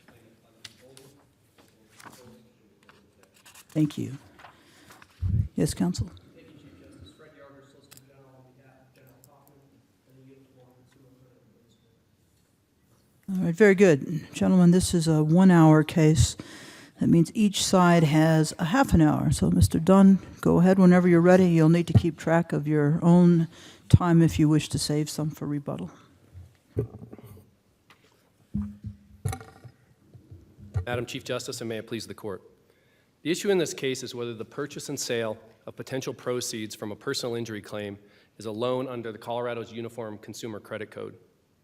The Uniform Consumer Credit Code defines loan as, quote, the creation of debt by the lender's payment of or agreement to pay money to another party. Thus, the key question in this case is, what does it mean to create debt? Since this Court's decision in Shields versus Loveland in 1923, where the Court describing debt through the maxim that nothing is my debt unless a judgment for its amount can be enforced against me, through the Court's more recent decision in Salazar v. Cashnow, this Court has defined how debt is created. Under that definition, the purchase and sale of litigation proceeds does not create debt and is not a loan under the UCCC. What I'd like to do is talk about the Cashnow case and then discuss both the definitions provided by the Court of Appeals and the administrator with regard to debt and loan, and then if I have time at the end to talk about the administrator's argument that the transactions here are non-recourse secured loans. In the Cashnow case, of course, the agreements in that case involve the purchase and sale of anticipated income tax refunds from individuals. Under the terms of those agreements, and relevant here, the seller of the tax refund was personally obligated to make up any shortfall or the entirety of the amount if the government failed to pay to the purchaser the anticipated tax refund. In that case, the Court of Appeals looked at the consensus of usury case law from around the country and concluded that they were not loans because the usual rule that a loan requires an absolute obligation on behalf of the borrower. So the question for this court in that case was whether or not the Court of Appeals had interpreted a loan too narrowly to require that absolute obligation under the UCCC. And of course, the Supreme Court said yes, that a loan can include a conditional obligation of repayment. But it's how the court got to that conclusion that is what is instructive in this case. First, of course, the court said that there was no express requirement in the UCCC that there be an absolute obligation of repayment. But second, the court relied on the South Carolina decision in Income Tax Buyers v. Ham. Quoting Ham, the Supreme Court said that in the context of purchase and sale agreements, where a conditional obligation of repayment gives the lender or the buyer a recourse against the borrower or the seller, in the event that the asset purchased fails to have the anticipated value, the lender no longer views the asset as a chosen action, quote, because the borrower owes it a sum of money, whether the refund or chose is valuable to the lender or not. This is debt, the court said. In other words, because the seller of the tax refund had a conditional obligation of repayment, the buyer was guaranteed to be repaid from one source or another, and thus viewed the transaction simply as a loan that would be eventually repaid. That's the definition of debt in Colorado, and from the lesson we learned from Cashnow. And absent that absolute right to be repaid, there is no debt and there is no loan. Here, that critical element, that conditional obligation of repayment that triggered the absolute right to be repaid, in Cashnow is absent. Oasis and Law Cash purchase small portions of potential proceeds of a personal injury claim and agree that if the proceeds are less than anticipated, the seller owes nothing. It is a present transfer of what is well established at law as an asset, and the buyer receives only what the asset is worth upon settlement or judgment of the case, if anything. These contracts are fairly high risk for the companies. As we cite in our brief, Oasis reports that in nearly half the cases, they receive back less than the contracted amount In nearly a quarter of the cases, they receive back only their original investment or less. And in 10% of the cases, they actually receive nothing at all, either because the tort plaintiff chose not to proceed with their case, or because they lost at trial, or because the settlement amount is less than sufficient to cover any medical liens or contingent attorney fees and leave any funds remaining that would be transferred to the buyer. But the key point is that in contrast to the facts in cash now, here there is no conditional obligation of repayment that establishes that right to be repaid in the buyer. Thus, there's no debt here and there's no loan. Counsel, could I interrupt? Is this structure unique in Colorado, or is this widespread across the country?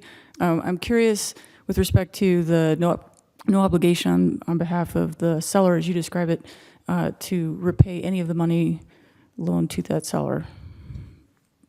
Sure, if I understand your question. I'm mixing everyone's terminology here in my question.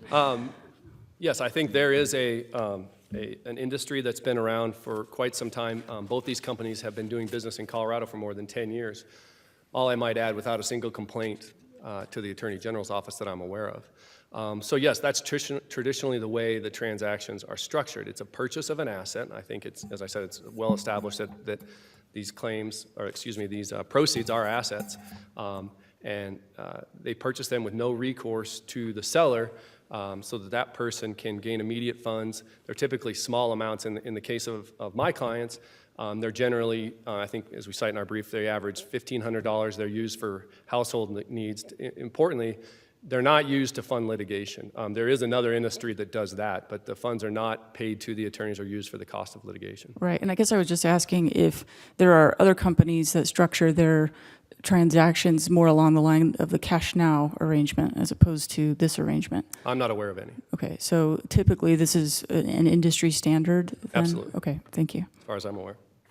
Mr. Dunn, is there a threshold concern here about the enforceability of these types of agreements in the wake of the Allstate medical lien management case that we need to address? I would answer that a couple ways, Justice Hood. First, I did read that case, and while it says that the assignment of personal injury proceeds has not, that question has not been directly answered, I would answer that. Number one, I think Cash Now did answer that. In Cash Now, the court repeatedly refers to the assignment of the right to receive the tax refunds. I would suggest that the majority rule throughout the country is that the assignment of personal injury proceeds are assignable. And I would note that that the administrator in this case did not question whether the assignment was valid, but rather whether it was a loan under the UCCC. So despite the court's clear articulation of a definition of what constitutes debt in Cash Now, the Court of Appeals, and to, I think, even a greater extent, the administrator, offer definitions that are not only in conflict with that, with the definition in Cash Now, but really are unprecedented and sweeping in scope. Let me talk first about the Court of Appeals definition. So the Court of Appeals relied principally on Black's Law Dictionary to find debt as a specific sum of money due by agreement or otherwise. And then the court, somewhat in a conclusory manner, said debt includes contingent debt and defined that term as a debt not presently fixed, but that may become fixed at some future date upon the occurrence of some event. Thus, under the Court of Appeals articulation, any agreement, whether it's under the UCCC or not, that might create debt in the future is a debt today at the time of contract. First, the Court of Appeals simply conflates the concept of contingent debt and debt. They are two distinct concepts. Contingent debt simply is not debt. I think of it as a provision in a contract that might at some point in the future trigger a debt, but it is not, at the time the contract is formed, a debt. Second, the Court of Appeals definition, if applied literally, would create profound implications for a limitless number of other contracts and asset transfer agreements that would now be debts and possibly loans if they met the other criteria of the UCCC. So take, for example, an equity investment. If I invest in a company and the owner of that company agrees that at a future date, if certain performance metrics are met, they will return my investment plus some return. Under the Court of Appeals interpretation, that is a debt on the part of the owner of the company today, not once the performance metric is met that triggers the debt, but today. Contingent legal fees. That creates a debt under this definition in the client, that if the client receives legal services today, and if they are successful in settlement or litigation, and it triggers an obligation to their attorney under their fee agreement, that would be a debt today. Even common wagers, as we say in our brief. If I make a bet with somebody and bet $10 that tomorrow it will rain, and if it does, they owe me $20, the rain happening is not the triggering event under the court's definition that creates the debt. It's the debt today under the contract. And that has a variety of ramifications. The most obvious is which, under IRS law, the forgiveness of debt is a taxable event and is to be reported as ordinary income. So in every case in which either the wager is lost or the equity investment is lost, that would trigger a reportable event with the IRS and result in taxes. Finally, I think, and most relevant here, the Court of Appeals definition is simply the first court in the country to hold that the purchase and sale of litigation proceeds to be a debt under the Uniform Consumer Credit Code. Notably, I think the administrator seems to recognize the problems with the Court of Appeals definition, as it seems that they don't put up much of a defense in their briefs to the Court of Appeals definition, nor offer a definition of her own to what it means to create debt under the UCCC. Rather, the administrator merely suggests that a loan should be defined as any advance of money, presumably even where no affirmative obligation exists to repay that advance from any source. That definition fails for three reasons. First, the UCCC already has a definition of loan, as I've talked about. Second, that definition is simply unprecedented. In the 10 other states that have adopted the Uniform Code, none has applied such a definition, and the administrator has cited no authority other than Cash Now for that definition. Instead, the administrator relies primarily on two UCC cases, and one regulatory opinion from one of those states. Real quickly, the two cases, one is from the Kansas Supreme Court, the Decision Point case, and that involved the sale by real estate agents of their commissions once a sale had transpired on a home or a real estate property, and they were selling those commissions at a discount and presumably then to repay that in the future when the real estate transaction was closed and they received their commission. But how that case is distinguishable is the fact that the real estate agents in that case, the borrower, had personal recourse, and they had a personal obligation to repay. So in that case, there were actually a variety of recourse options for the buyer. I believe they could cancel the contract and get back their original amount. They could put a lien on future commissions, and I think they had a couple other options. So as opposed to the case here where there is no personal obligation on the part of the supposed borrower, in that case, clearly there was. The other case is out of Oklahoma, again, a UCCC state, and the Apple Auto case. That's a case involving sale and leaseback transactions. So a person goes to the company, they sell their car at a large discount to market value. The company would then lease the car back to the person, and I believe the way it works is that at the end of that time, the person would have the option to repurchase the vehicle at their original price, and therefore the lease payments were the equivalent of interest in that scenario. And from the perspective of the borrower, they knew they were going to get repaid one way or the other. Either they would get the interest and the purchase at the end and make their profit, or they would simply take the vehicle that they had purchased at a substantial discount to market and be able to sell that. But in either case, neither are obviously litigation proceed cases, and both involve at least conditional, if not absolute, obligations of repayment. And the other, I think, substantial authority they cite is just simply a regulatory opinion, also from Kansas, by the banking commissioner there, where transactions similar to those at issue here were discussed. And the staff attorney who wrote the letter in that opinion I think really, first of all, they relied on the decision point case. So they really looked at it from a perspective of an absolute obligation and whether the transactions here or whether the law required an absolute obligation of repayment. And they said, well, it doesn't, so therefore these are loans. And they skipped the intermediate steps about whether or not at least a contingent obligation was required, or whether a situation such as here where there's no obligation, it could be a loan. If you look at the non-UCCC states, again, no statutes or cases adopting such a broad definition as the administrator suggests here. In fact, the cases overwhelmingly hold that the purchase of litigation proceeds is not a loan. And if you look at the cases outside the UCCC that don't involve litigation funding but are looking at the context of what is a loan, they overwhelmingly support the rule that loans require at least an absolute obligation of repayment in most cases, and if not, then a contingent obligation of repayment. In contrast, the administrator relies primarily on 3 litigation funding cases. The one that gets discussed the most, I think, and is referenced by the Court of Appeals is the Odell versus Legal Bucks case. That was a case out of the Intermediate Court of Appeals in North Carolina. And the issue there was whether or not the litigation funding agreements were usurious under their state usury statute. And while they were found to be usurious, the key distinction in that case versus Colorado is that the law in North Carolina, again, not a UCCC state, defined what would be usury as including any loan or an advance. And they had some other obligations like a forbearance. But the court clearly said, well, these aren't loans because there's no obligation of repayment, but they could be an advance under that statute and therefore held them to be usurious.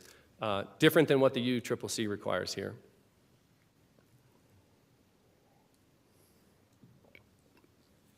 The administrator cites 2 other cases. The Echeverria case, which was simply a New York trial court opinion, actually did not even involve the purchaser in that case. It was, that involved only the injured party and their employer.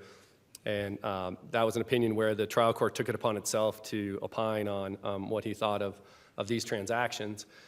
Since then, that case has not been followed. In fact, there's a case, Kelly versus Quick Cash, which is another New York trial court case, which held the exact opposite, that the transactions are valid purchase and sale agreements.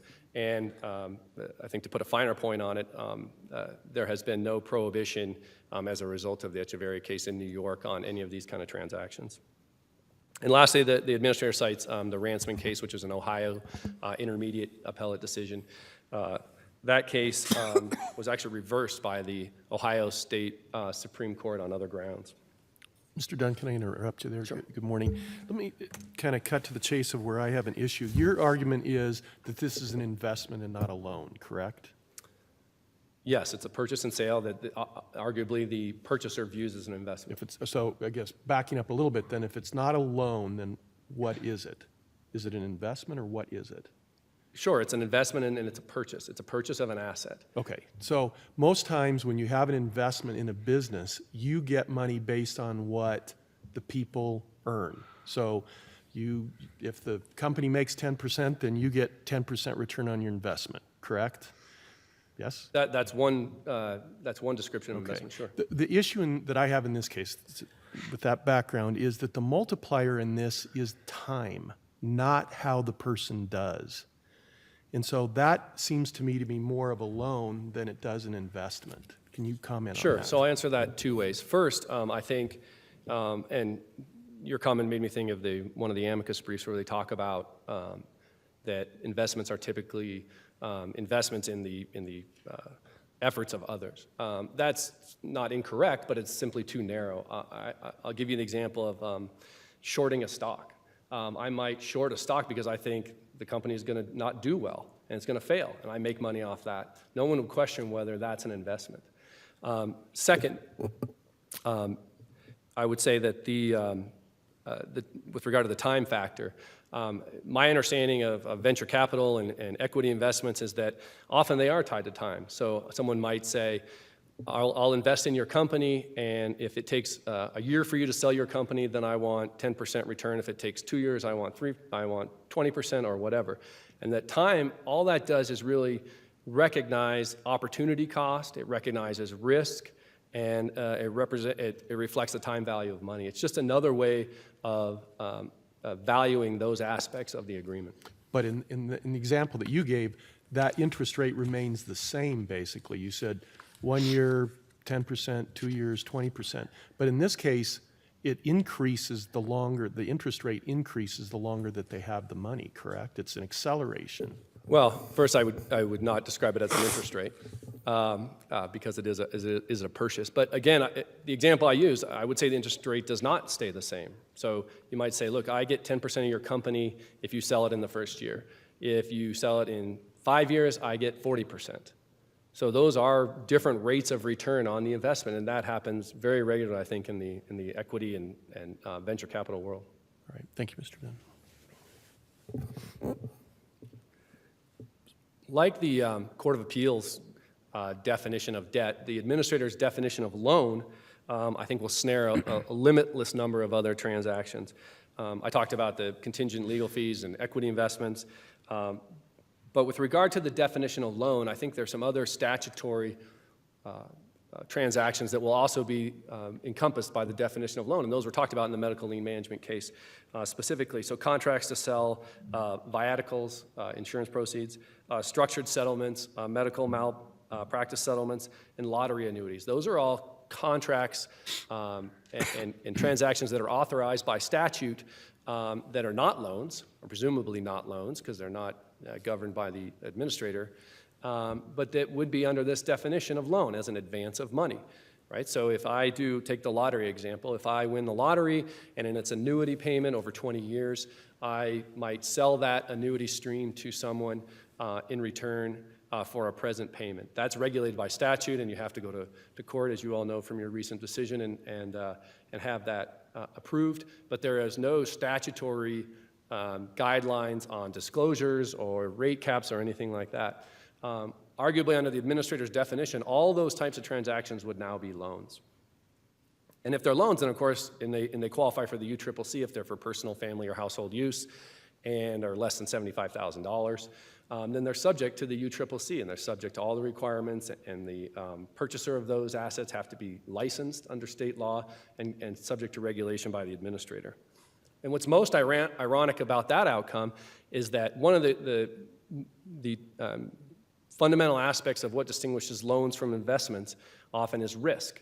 And if you look at all those type of statutory agreements, they're all almost guaranteed return, right? If you win the lottery and you sell off that stream, the obligor is the state government, or in the other cases, it's an insurance company. Doesn't this look like a lot like a predatory practice on a vulnerable consumer population? I would disagree with that, Justice Hobbs. I think Why not? Well, we have to carry out the intent of the General Assembly, and it seems that is part of the consumer protection intent, is it not? I would agree that part of the intent of the UCCC is to provide consumer protection, sure. You have consumers in this situation who have an injury. That injury is the way I view it, is an accrued asset. They have lost some sort of economic value, and they have to decide what to do with that asset while they're trying to figure out what happens with their case. And remember, in all these cases, they're required to have an attorney in all these contracts. So their attorney can review this agreement, they can advise them whether to do it or not, and the companies have no influence over the litigation. But they're usually for small amounts, as we cite in our brief, and I think I mentioned a moment ago, they're usually for small amounts for typically just routine household things, so paying the car payment, paying the mortgage, putting food on the table, tuition, those kind of things is what their consumers say that they use this money for.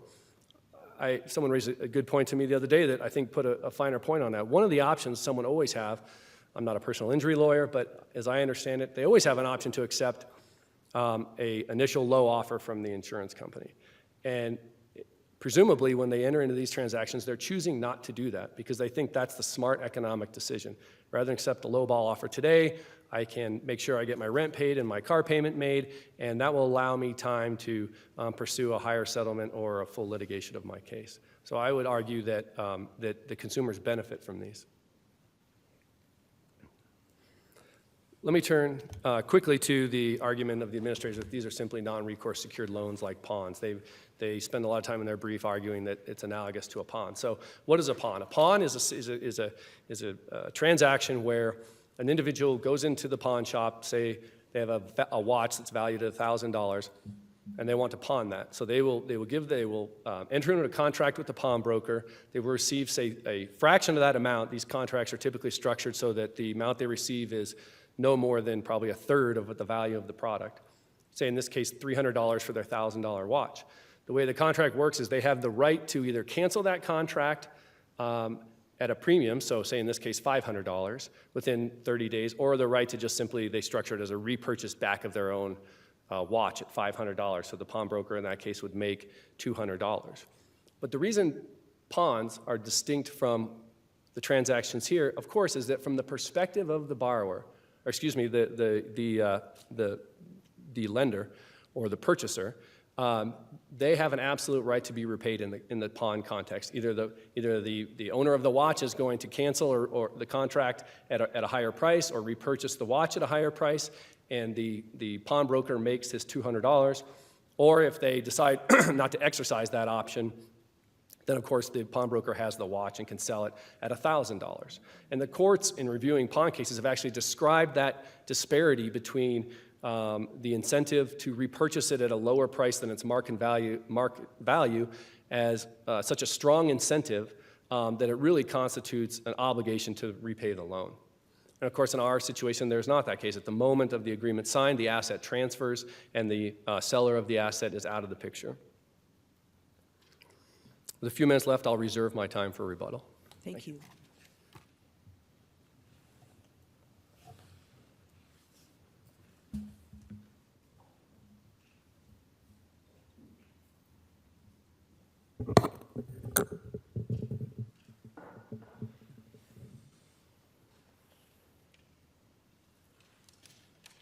Counsel?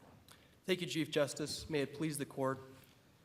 Petitioners and companies like them are in the business of paying money to consumers who need that money immediately for personal and household use. In return, petitioners require their customers to sign contracts obligating them to repay not only the principal amount, but additional amounts that grow over time out of the proceeds of a lawsuit settlement or tort judgment. The interest rates for these transactions can exceed 200%, well in excess of the UCCC's limits. That means that a consumer that borrows $3,000 could, 2 years later, owe upwards of $15,000. Now, the question in this case is whether these transactions should be subject to the same consumer protection and disclosure rules that govern pawns, payday loans, tax refund anticipation loans, and other high-interest consumer credit transactions in the state of Colorado. Because they satisfy the broad definition of loan under the UCCC, they are subject to those rules.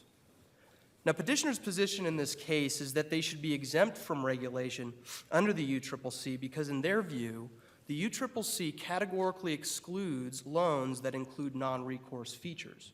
For 3 reasons, the District Court and the Court of Appeals were correct to reject this limitation on the UCCC and correct to reject this invitation to draft into the UCCC a blueprint for avoiding regulation. Excuse me. First, a restriction based on recourse is found nowhere within the UCCC itself. The definitions of loan and consumer loan under the UCCC are broad and inclusive, not rigid or technical. They do not depend on specific repayment terms, and they do not depend on the notion of recourse. Second, the code explicitly contemplates non-recourse loans in at least 3 ways. First, pawns, which are perhaps the most recognizable consumer non-recourse loan. Another example is reverse mortgages, which are specifically mentioned in the definition of consumer loan, but like other loans secured by real estate, are carved out from the UCCC and regulated elsewhere. Other statutes in the state of Colorado define these loans as non-recourse loans secured by an interest in real estate.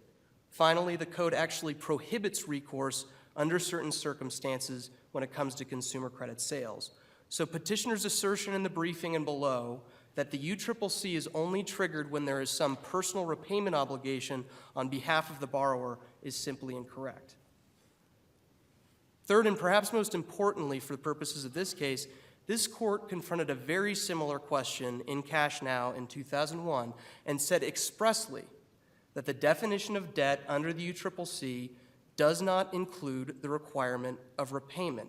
Now, petitioners in this case want this court to say that that passage was either wrong or should be ignored, but that was a very important piece of the reasoning of this court in that case.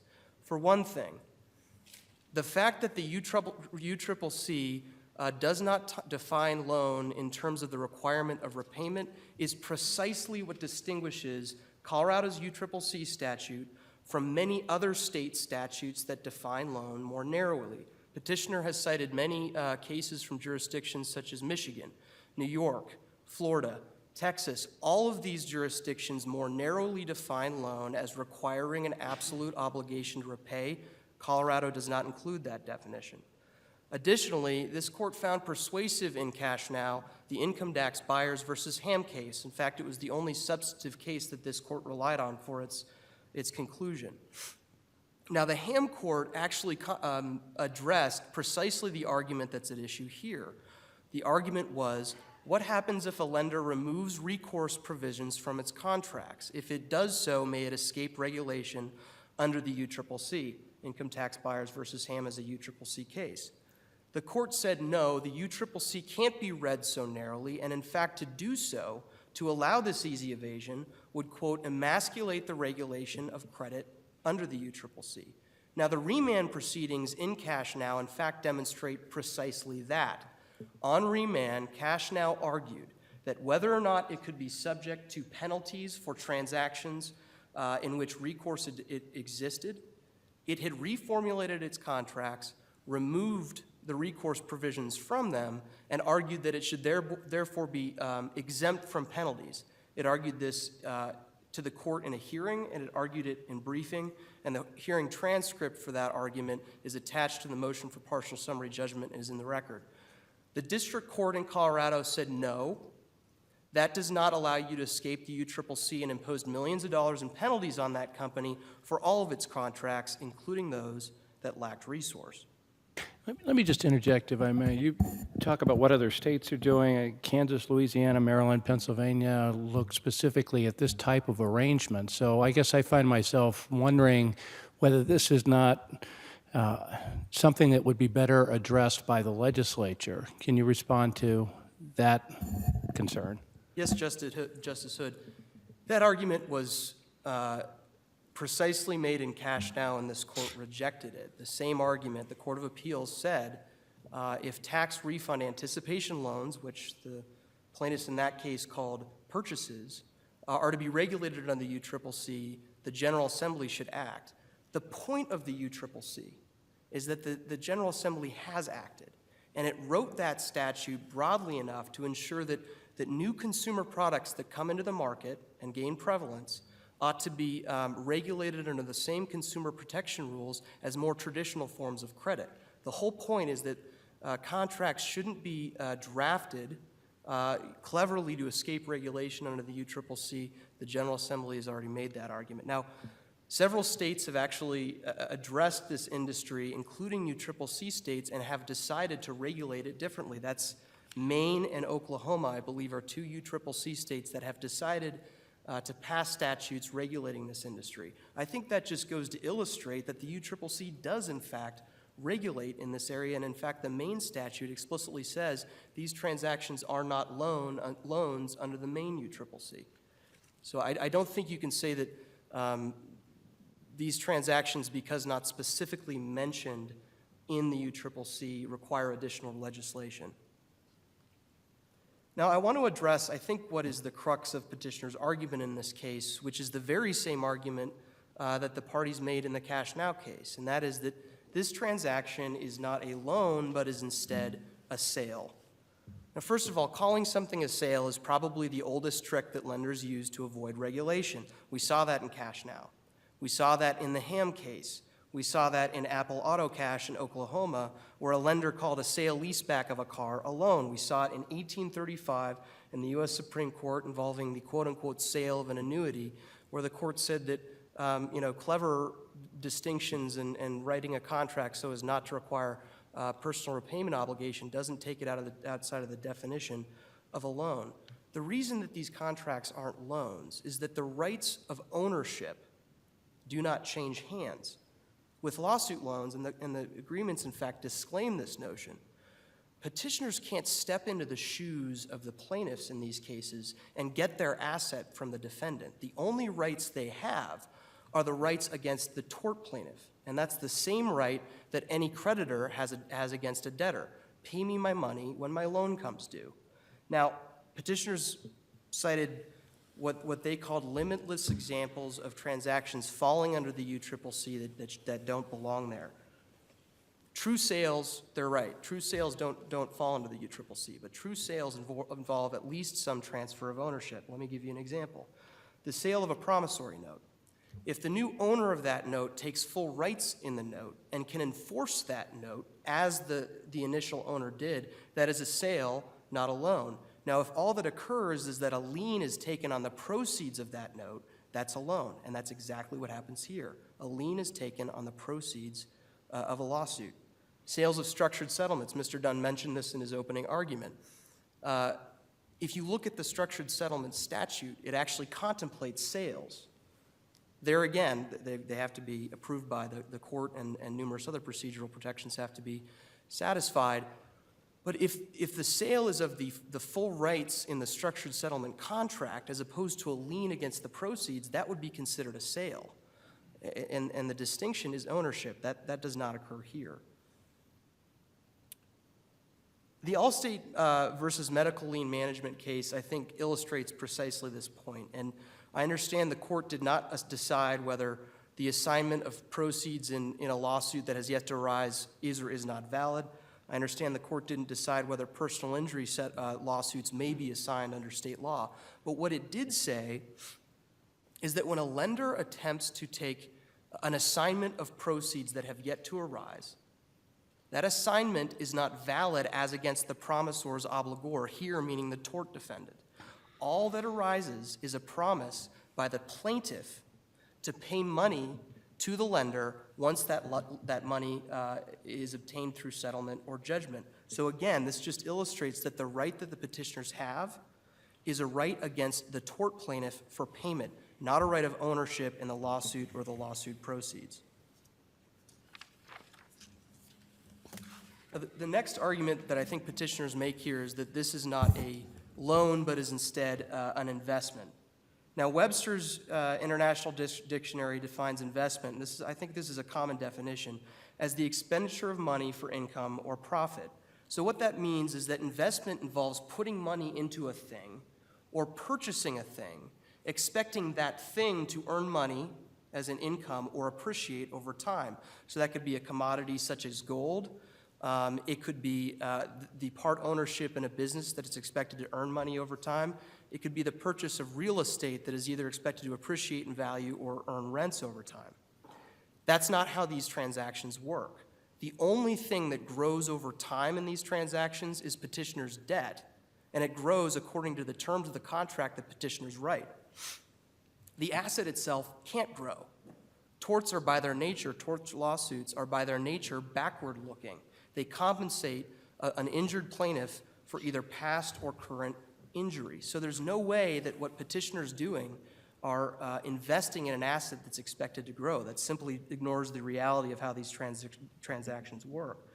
The UCCC itself recognizes this distinction, and it's in the definition of business or investment purpose in the definitional section of the code, which talks about investments meaning future financial gain rather than present personal or household use. The loans in these cases are used for present personal or household use. They're not put into a business that's expected to earn money over time. They're not even put into the lawsuit. They're put into the debtor's daily bills. And that brings me to sort of a last point about this argument. From a lender's perspective, every loan is an investment. That's true of a bank who issues a loan to a prospective home purchaser. And the bank expects a certain rate of return in response to the risk that it might bear for that transaction. The same is true for higher risk loans such as credit card debt. So the fact that petitioners want to describe these transactions as investments doesn't mean they're not also loans. Well, I think I heard an argument that a lawyer can advise on these contracts, and so that takes care of it. Do you have a response to that? Yes, Your Honor, that is true. Oftentimes, the lawyers are required to advise, but lawyers are already part of these transactions because these plaintiffs are represented by lawyers. And if you look at the record in this case, one of the underwriting features that petitioners require of these loans is that not only do these plaintiffs be represented, but that their attorneys be paid on contingency fee rather than hourly rate. And if you want to know why that's the case, it's because they want the lawyers to have skin in the game and seek as large a judgment or settlement as is available under the facts. So that's actually just a feature of underwriting of these loans. It's not a consumer protection feature. And certainly the UCCC wouldn't remove protections from a consumer who's represented. That's just not how the UCCC works. Well, counsel, can I just follow up on that? Your opposing counsel argued that actually these sorts of transactions are very good for consumers. And I mean, can you just directly address that? Yes, Your Honor. The answer to that question is that the General Assembly has already struck the balance between credit availability and consumer protection. That's the whole point of the UCCC. These transactions very well might be good for consumers. In some cases, they might be bad for consumers. If you look at the Odell case from North Carolina, there the debtor borrowed $3,000, ended up settling the case for only $18,000 and owed over half of that settlement to the lawsuit lender. So it's possible these transactions are good for consumers in some instances and bad for consumers in others, but this court doesn't need to address that. All it needs to do is apply the UCCC, which strikes that balance as the General Assembly saw fit for it to do. Your Honor, one of the last points I want to make is this notion of contingency. Petitioners have argued both here and below that these can't be loans because there is a contingency involved. These loans are contingent in the same way that every non-recourse loan is contingent. Repayment depends on the value of the asset at the time the loan becomes due.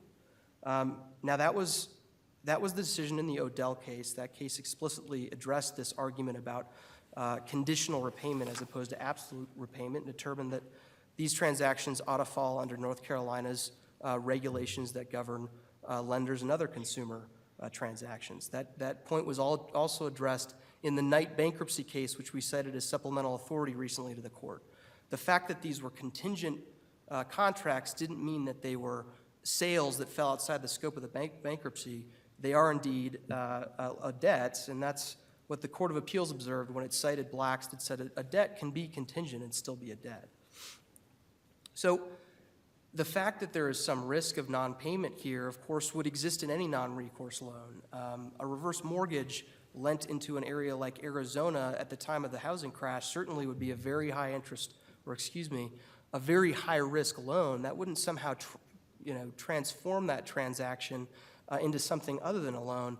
And there's this thread through some of the cases, and this is in the Rankman case, and I think in one of the Florida cases, that perhaps these transactions could be loans if the loan occurred at a certain time during the course of the litigation, or depending on the claim, for example, if it was a strict liability claim. That would turn the UCCC's definition of loan on technical distinctions of court procedure and causes of action, which is exactly the opposite of what the UCCC was designed to do. So, Your Honor, what we're requesting you do in this case is simply affirm that cash now meant what it said. The payment or advance of money to a consumer with the expectation of repayment is a loan regardless of the loan's repayment terms and regardless whether the loan includes non-recourse features. So we ask this court to affirm the Court of Appeals and remand this case to the district court for disposition of the petitioner's remaining defenses and imposition of penalties and a permanent injunction. Unless there are no further questions, I'll cede my time. All right, thank you very much, Mr. Yarger. Mr. Dunn? So allow me to introduce or respond to a couple of those points. First, I think it's most telling what Mr. Yarger didn't say and what the administrator hasn't said throughout this entire case all the way back to trial, and that is, what does it mean to create debt? Because that's the operative term in the definition of loan. They have not provided any definition of what it means to create debt. And I understand why. That's difficult to do. And I think, however, this court did that. Frankly, I think it was one of the more articulate ways of doing that in all these cases we've read around the country regarding these type of transactions or any type of loan. How do you decide when something is a loan or whether it's not? And the court answered that in Cash Now. It said there has to be an absolute right to repayment from one source or another on the part of the lender. Justice Hood, with regard to your comment about the legislature, you're exactly right. This is an issue for the legislature, as they've done in the types of transactions we talked about, whether they're lottery proceeds or viaticals or structured settlements. I believe 5 or 6 states have regulated this industry, and Colorado can do exactly that. That's a public policy debate that's more appropriate for the legislature than this context. Counsel, could I quickly follow up on that? To the extent those other states have attempted to regulate this, what exactly have they done, and how would they impact your client if your client were subject to those states? Right. So I'm not an expert on what every one of those states says, but in general, I think they do have some disclosure and limitation requirements, attorney advising requirements. In Colorado, obviously, they require the other types of transactions we talked about required court approval. I don't know if any of those other states require that, but I think they vary from state to state to some that are more supportive of the industry and others that are more restrictive. Thank you. Could I just follow up on that? Along those lines, though, to getting back to your question that you started with here, how do they limit the definition of debt in such a way that we know who's included and who's to be regulated? In those states? Yes. They don't. What they say in those states is that it's some of them, as Mr. Yarger said, I think it was Maine or Nebraska, for example, says it's not a loan. It's just a regulated transaction. They don't have to define debt. They just say if you want to engage in providing consumers with funds and purchase their potential litigation proceeds, you can do that, and here are the requirements. Mr. Yarger talked about the Cash Now case where it says the code does not require repayment. So what the court was referring to there, and again, it's important to understand the context of that case. The case was all about whether or not an absolute obligation of repayment was required. And again, because that's sort of the universal rule in the larger loan context, that loans require an absolute obligation of repayment. And the only question was, well, did the UCCC broaden that, or did the Court of Appeals apply that too narrowly? And the court went through the actual list. Court wrote out the definition that's in the UCCC to make the point that there is no express language requiring repayment. And by that, they meant absolute repayment. That was the issue in the case. Was a contingent obligation okay, or was an absolute obligation required? And the only point there was to say no, an absolute obligation of repayment wasn't required. Mr.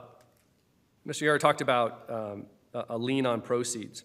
I don't think I referenced that earlier, but think about what that means. In the transactions where there is only one asset, the potential litigation proceeds, and he's saying, well, you put a lien on that, it's really a loan. I think the point there is to say it's security for a loan. Well, how does a loan work, right? A loan requires a personal obligation, and then often there is a security asset that if the person fails and breaches the contract to repay the loan, they can then tap the security asset. In this case, the potential litigation proceeds can't be both repayment and security. That's just simply a non sequitur. You can't have the same asset be both. Yes, ma'am. Need to finish up. Okay. I will stop there. Thank you. All right. Very good. Thank you very much, Mr. Dunn, and also Mr. Yarger. The court will be in recess till 1:30. Thank you.